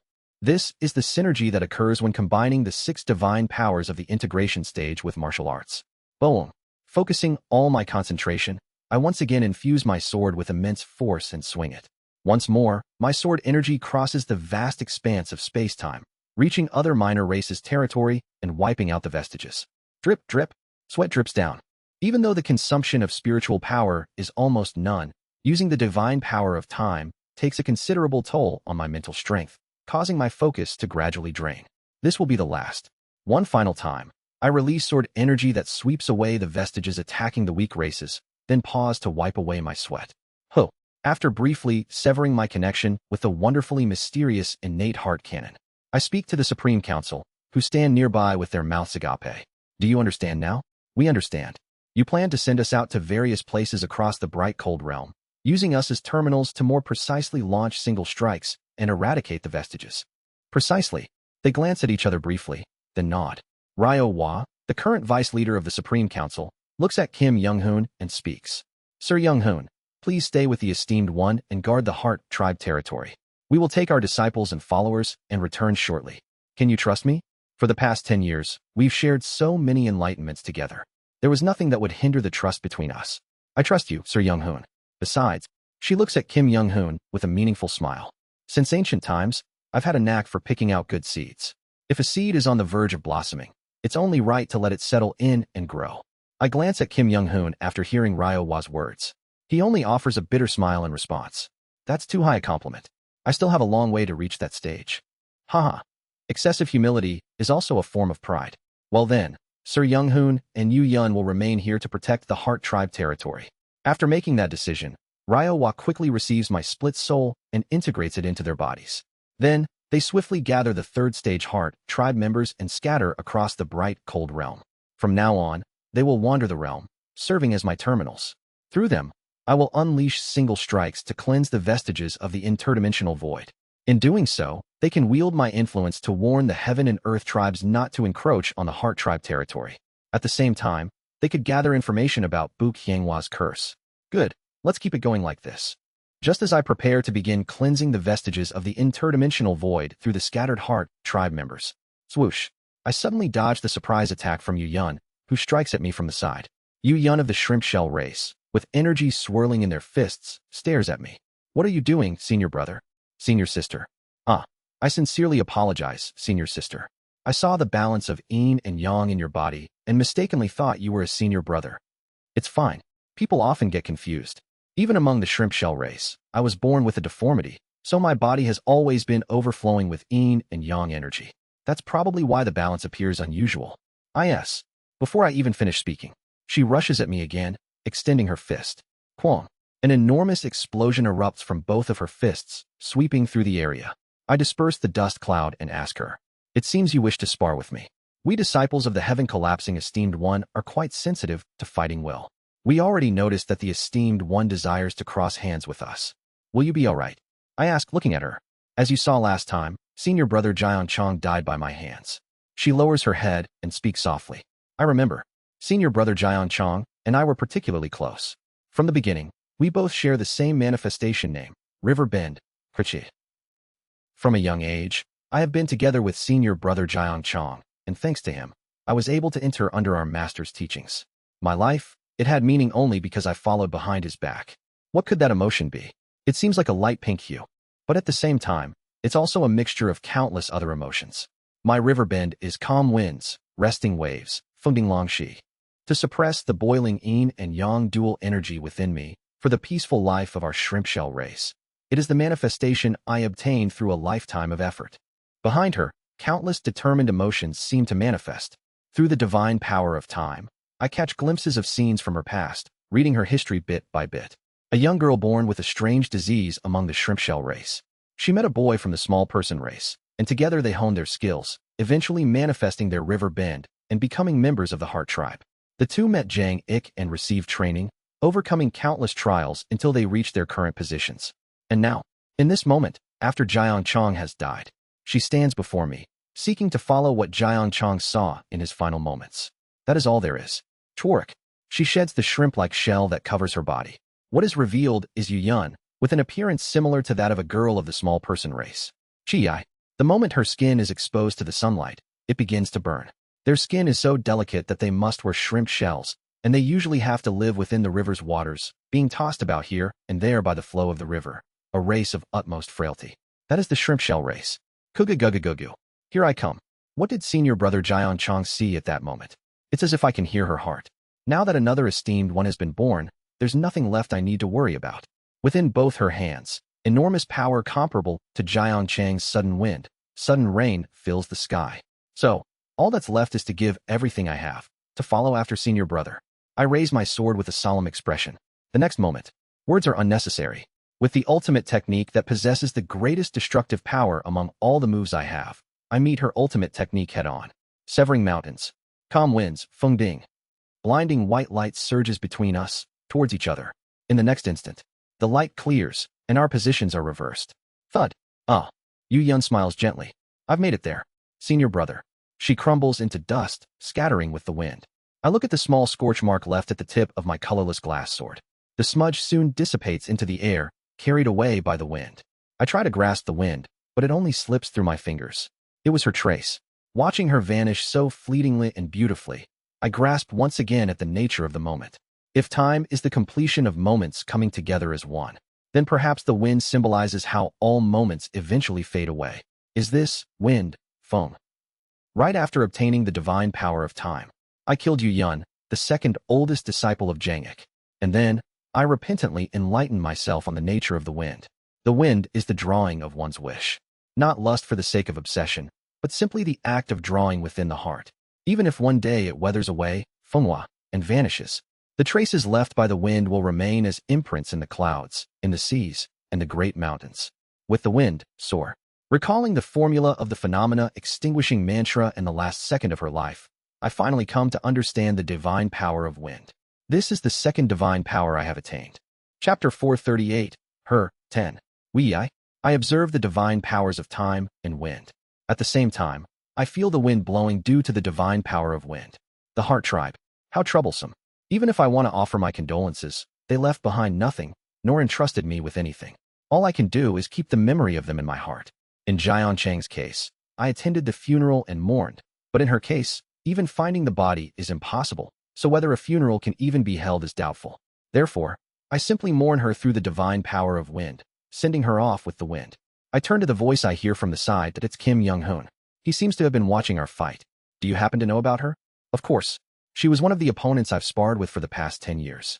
Kim Young-hoon, taking out a bottle of liquor from who knows where, opens it in front of me, pours it on the spot where Yu Yun had stood, and then hands it to me. I, too, pour some liquor on the place where Yu Yun stood, and then sit with him on a nearby rock. I'll tell you a bit about Yu Yan. He pours me a drink as he starts to talk about Yu Yan. It turns out she was the last of the shrimp shell race in Cedarwood Grove. The title of strongest of the shrimp shell race might have been simply because there were no other members of the shrimp shell race left. From what I hear, she wasn't able to save her fellow race and bring them to Cedarwood Grove. The shrimp shell race is so fragile that even sunlight would burn their skin, and they are a race that needs the care of higher races. The few shrimp shell race members she managed to rescue all had their skin burn away in Cedarwood Forest, unable to receive the care they needed. I hear she saved her people who had been abused, but they resented her and burned to death. Her parents and siblings were all abused and killed by the superior giant race, and her friends all died under the sunlight in Cedarwood Grove. The only one left for Yu Yan was Jiang Chong, who came with her, and now that Jiang Chong is gone, she's simply left with him. Both she and Jiang Chong had a unique view of the afterlife. They had somewhat entered the plane of soul, and they claimed to have caught glimpses of Sukhavati while hovering on the verge of a breakthrough into the realm of second step before the throne. TL/N. Sukhavati is the Pure Land of Amitabha, also known as Western Pure Land or Land of Bliss. Sukhavati? Yes, beyond the clouds, a place higher than even the sky. Those two followed the religion of the giant race. While they were of the small people race who fought against the giant race all their lives, perhaps they were influenced by the giant race's beliefs. The giant race worships the serpent of wisdom, and according to their doctrine, those who die fighting bravely will go to a world beyond the clouds, where they can fight eternally. Hearing about them, apparently the giant race holds such beliefs of the afterlife. He takes out his glass and pours me another drink. For the two of them, death isn't the end but a new beginning. A new beginning. I drink with a bitter smile. I sincerely hope that's true. Jiang Chong and Yu Yan. May they both find happiness beyond. I stayed with Kim Young-hoon through the night, offering my condolences to Yu Yan. Since she has no kin, I conducted Yu Yan's funeral. I gathered the soil from where she fell and placed it next to Jiang Chang's grave. A small burial mound was formed. Day and night, I unleash my sword energy across the entire bright, cold realm. Kugagugagugu. The Heart Tribe Supreme Council and Masters at the third stage of manifestation, who have all become no different from my terminals, transmit my power and sweep away the vestiges that have invaded every corner of the bright, cold realm. Chwalak. As I continue to protect the entire bright, cold realm day and night, no one dares to easily challenge the Heart Tribe anymore. I hear that even the cultivators of the heaven and earth tribes, who abuse slave races, are refraining from massacres or other violent acts, unsure of when my sword energy, which is wiping out the vestiges, might turn towards them. Everyone but one person. That person is the Mad Lord. The Mad Lord must be dealt with as well. I now possess the strength to do so. Of course, the sword energy I'm sending from afar won't be enough to defeat the Mad Lord, who's at the quasi-star shattering stage. I'll have to find him and finish things personally. Though for now, I can't leave, as I am busy exterminating the vestiges. On the day Baek Woon recovers, I plan to go after the Mad Lord immediately. Though he gave me much, in the end, he is both a mass murderer and a madman. I can't leave him be, even with all the power I have. I sit in Cedarwood Grove, repelling the vestiges and waiting for the day Baek Woon recovers. Time passes quickly. It has been 10 years since I started sending sword energy flying across the entire bright cold realm from Cedarwood Grove. It has been 20 years since we arrived at Cedarwood Grove. Kim Young-hoon has been continuously striving to reach void shattering. Jeon Myung-hoon has been devoting himself to training in order to manifest the lightning spear that pierced the sacred master's stomach back then. Meanwhile, Oh Hyun-suk and Hong Fan have finally reached the integration stage. Especially Oh Hyun-suk, who, after receiving all that Azure Tiger Saint could teach, was then guided by Joel Make, who has mastered a heaven and earth dual cultivation method. Joel Make passed on her innate true method to Oh Hyun-suk. Joel Make frequently visited Kim Young-hoon, as she hoped to raise Oh Hyun-suk to the level of 5 energies converging to the origin or ultimate pinnacle, realms connected to the demon race. However, Kim Young-hoon didn't seem to engage with her much.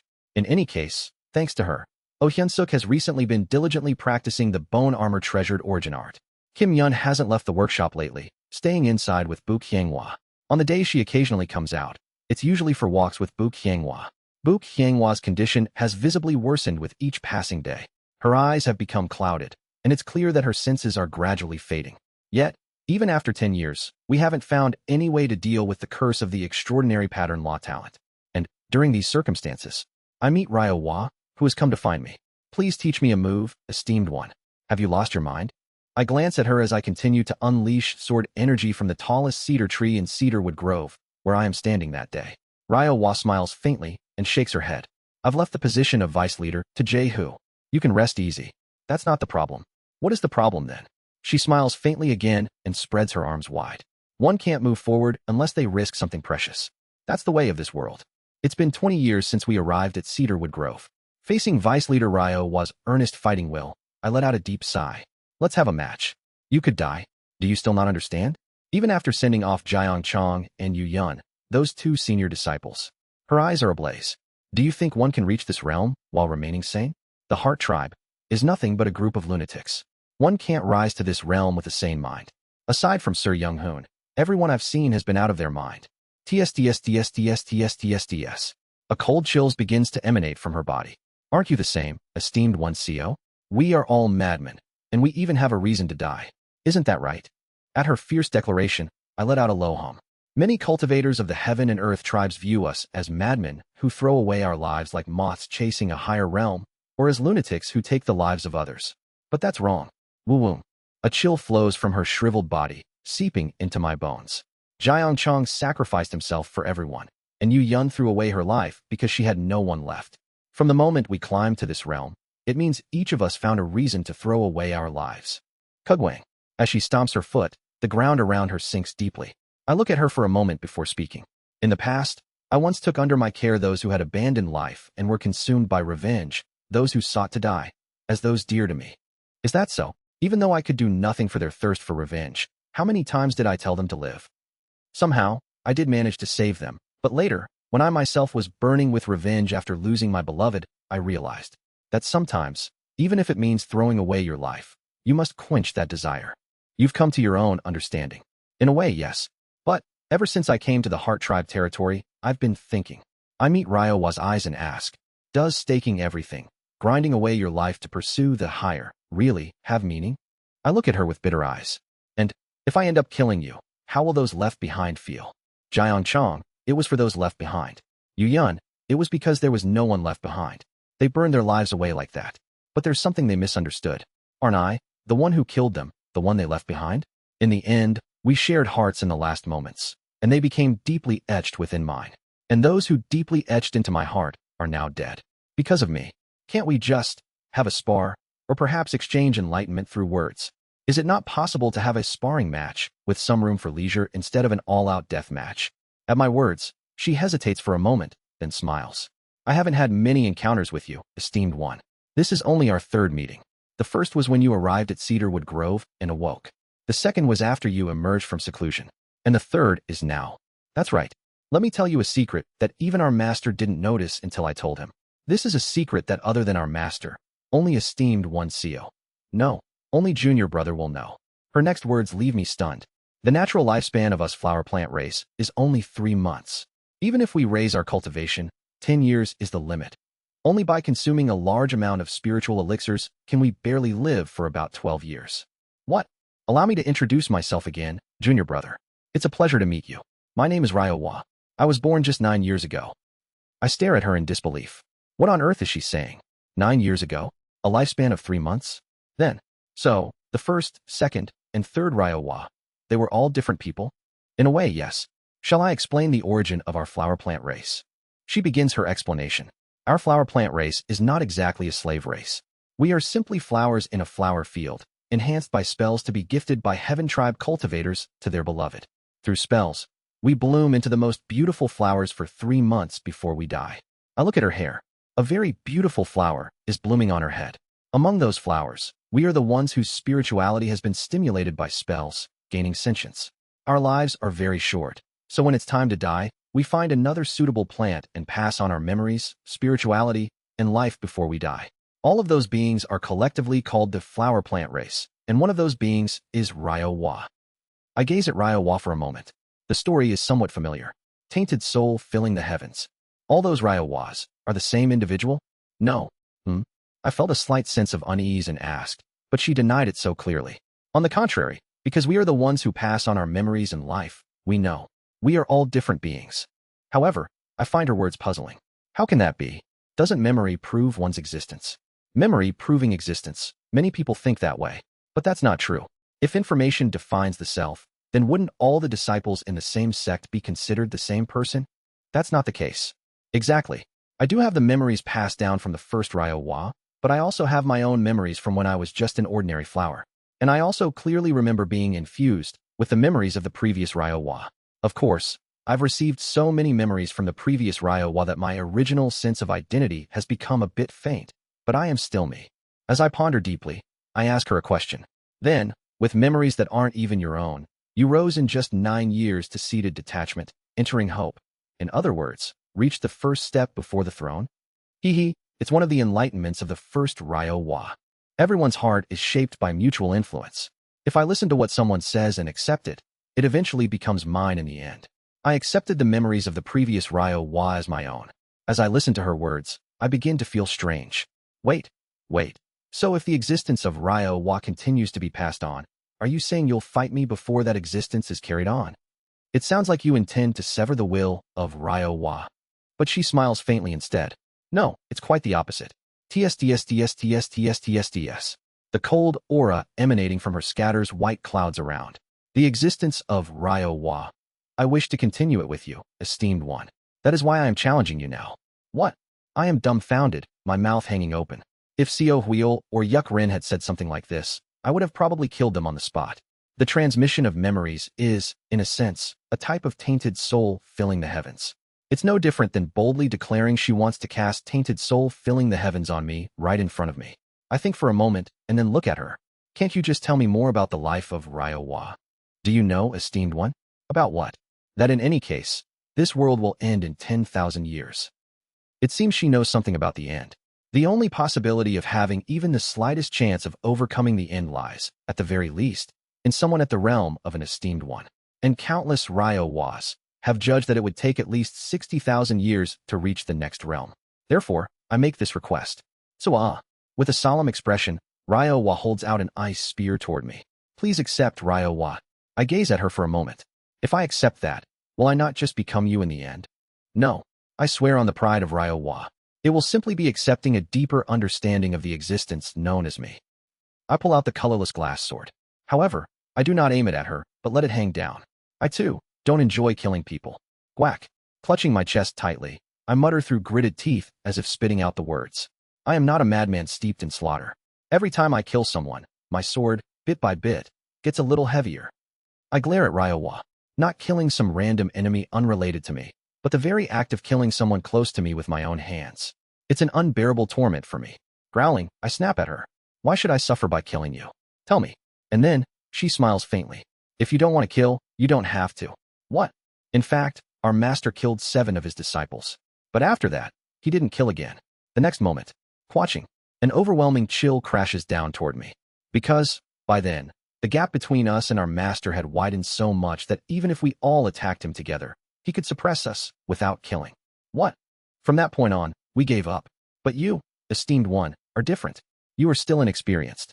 That's why you must fight us no matter what. Each of us will come at you, bearing our own reasons and our own hearts. Ridiculous. So what? As I glare at the ice spear flying towards me again, I envelop myself with the All-Heavens sword.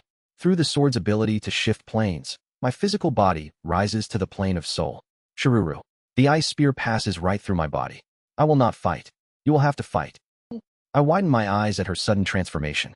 That Ryo has been passed down through thousands, tens of thousands of generations, inheriting not only memories, but also the remaining life force and energy of each. That energy has gathered and gathered and gathered, and now I am like a cultivator of the earth tribe. Kugugugugu. An overwhelming force surges from her.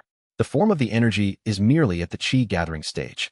It seems she doesn't know how to refine her energy to advance beyond the chi refining stage. It's understandable. Plant cultivators are rare, and the tall tree race never leaks their methods.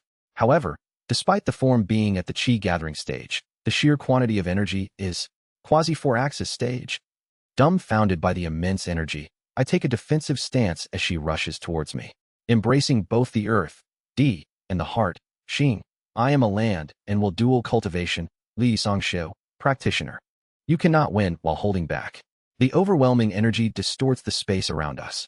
As the entire space distorts regardless of the plane, I have no choice but to evade.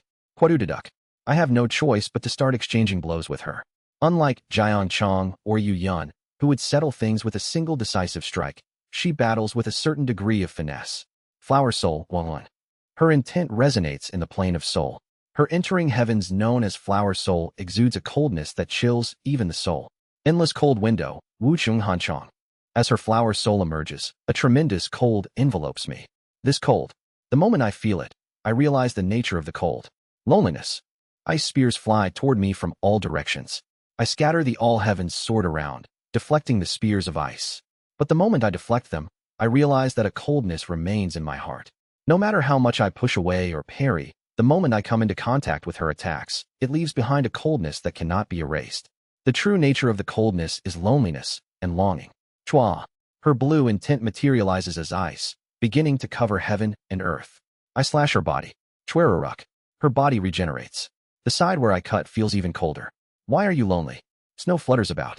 Even as my body begins to freeze, I continue to fend off her flower soul. Don't you have comrades? We communicate through intent. Do you not have people who remember you? In your heart essence lies Jangix Padao.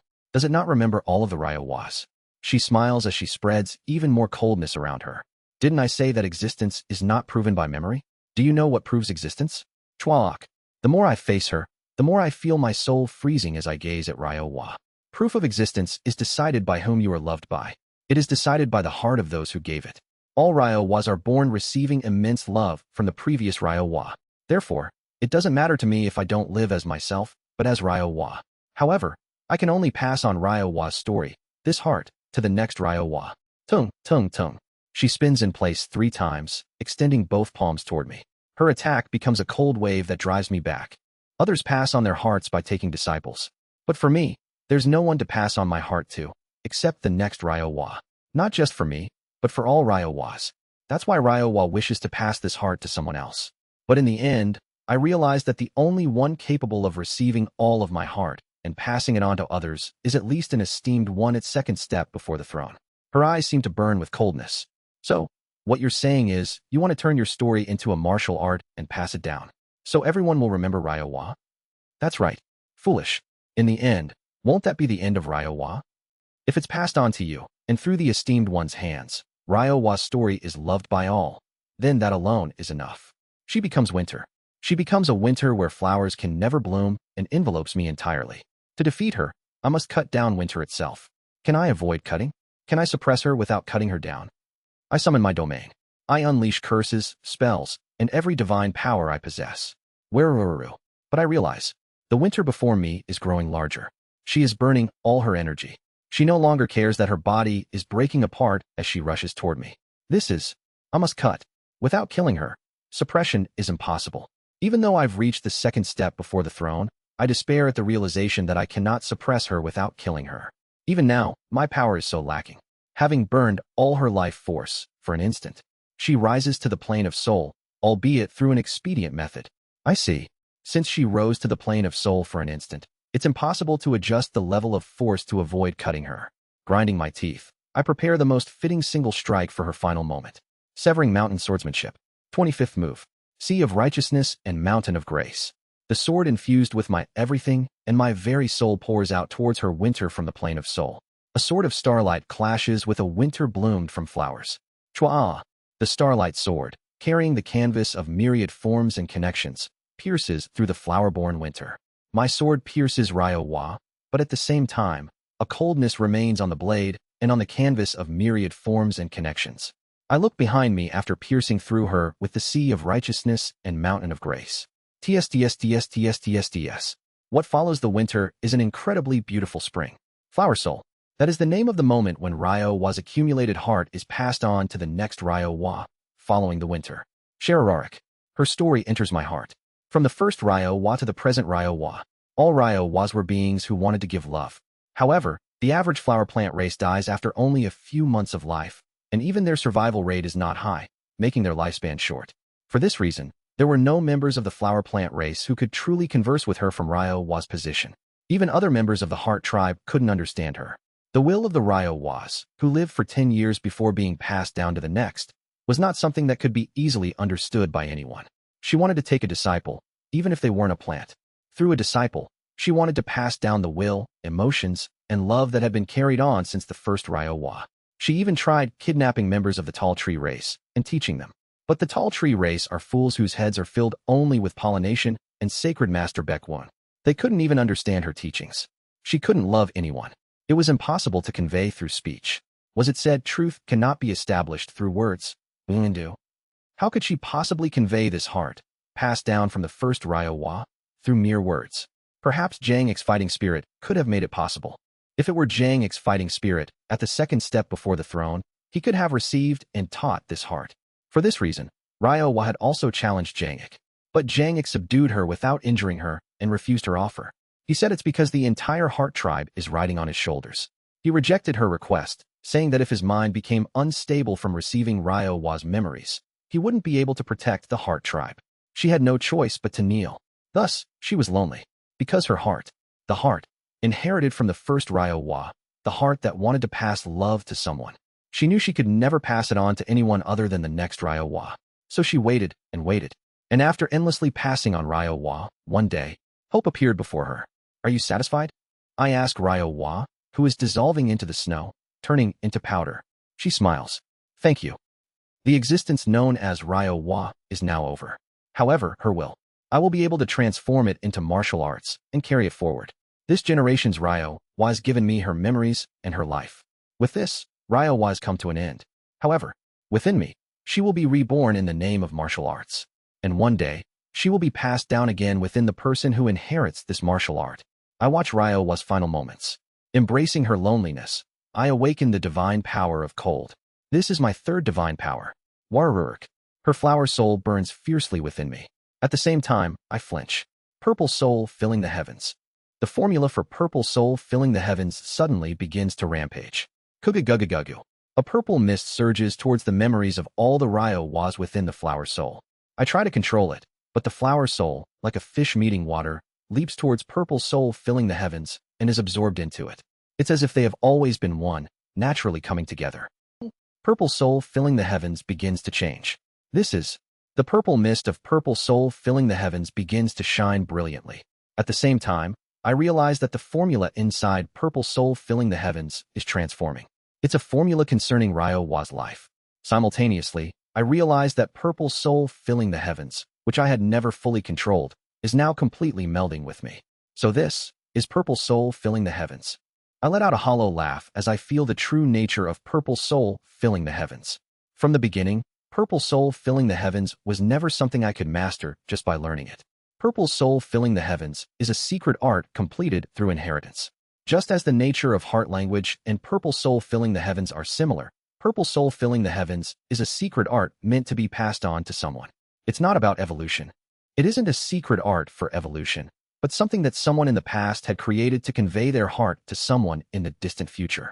And now, as the past Ryo's heart is passed on to me, purple soul filling the heavens is completed. In that case, I should change its name. This is no longer purple soul filling the heavens. This is a secret art completed with the heart of Ryo. Flower soul filling the heavens, Montan, is the proper name. Chwerarek. I absorb flower soul filling the heavens. The purple mist of flower soul filling the heavens is naturally absorbed into the mist of the canvas of myriad forms and connections. Parararak. As flower soul filling the heavens enters the canvas of myriad forms and connections, moments from the past begin to flicker as if the pages of a book are being turned. Is this my past? Through the power of flower soul filling the heavens, I realize that I can summon the hearts of my past into the present and inherit them to others. Tears fall from my eyes. I can now recall the heart of the past Chongmun Rao. I can even pass on the heart of Azure Tiger Saint, who became a star, to Oh Hyun Suk of the present. While passing down my memories themselves would require me to sacrifice my life, just like with Ryo, the heart accompanying those memories can now be passed down freely. I summon the hearts of the past through flower soul filling the heavens and reflect on them as I look up at the sky. Now, I won't forget anymore. With the ability to remember not only information but even the hearts, I will never forget anything again. My heart alone will never, ever be forgotten. And then, flower soul filling the heavens illuminates a moment from the past. A corner of Sok Village. It's the moment when I had spoken with the child waiting for her sister. Thud. When I regain my senses, I am in Sok Village. I have returned to the moment where I was reading a storybook to the little girl who had lost her sister to Hong Fan's mother. What? My brain refuses to comprehend the situation. At that moment, The girl smiles and runs towards somewhere behind me. My sister's here. I will go see my sister now. The girl is so happy to run towards her older sister that she even throws aside the fairy tale book she usually cherishes. Sister, didn't she get eaten by Hongfan's mother? Swallowing nervously, I ask the girl who's running to meet her sister behind me. I don't turn around. Child, didn't you say your sister went over the hill?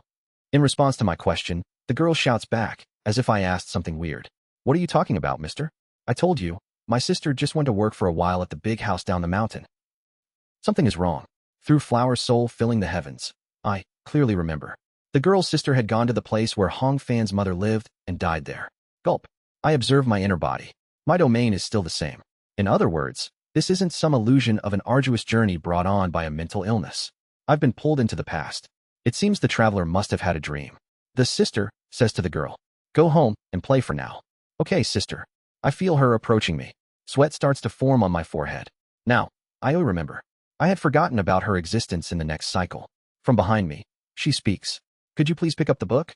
I pick up the fairy tale book and, without turning around, hand it over. Thank you for playing with that, child. If you have any questions, feel free to ask. For example, something like why those who gaze too deeply into the heart eventually crave for suicide.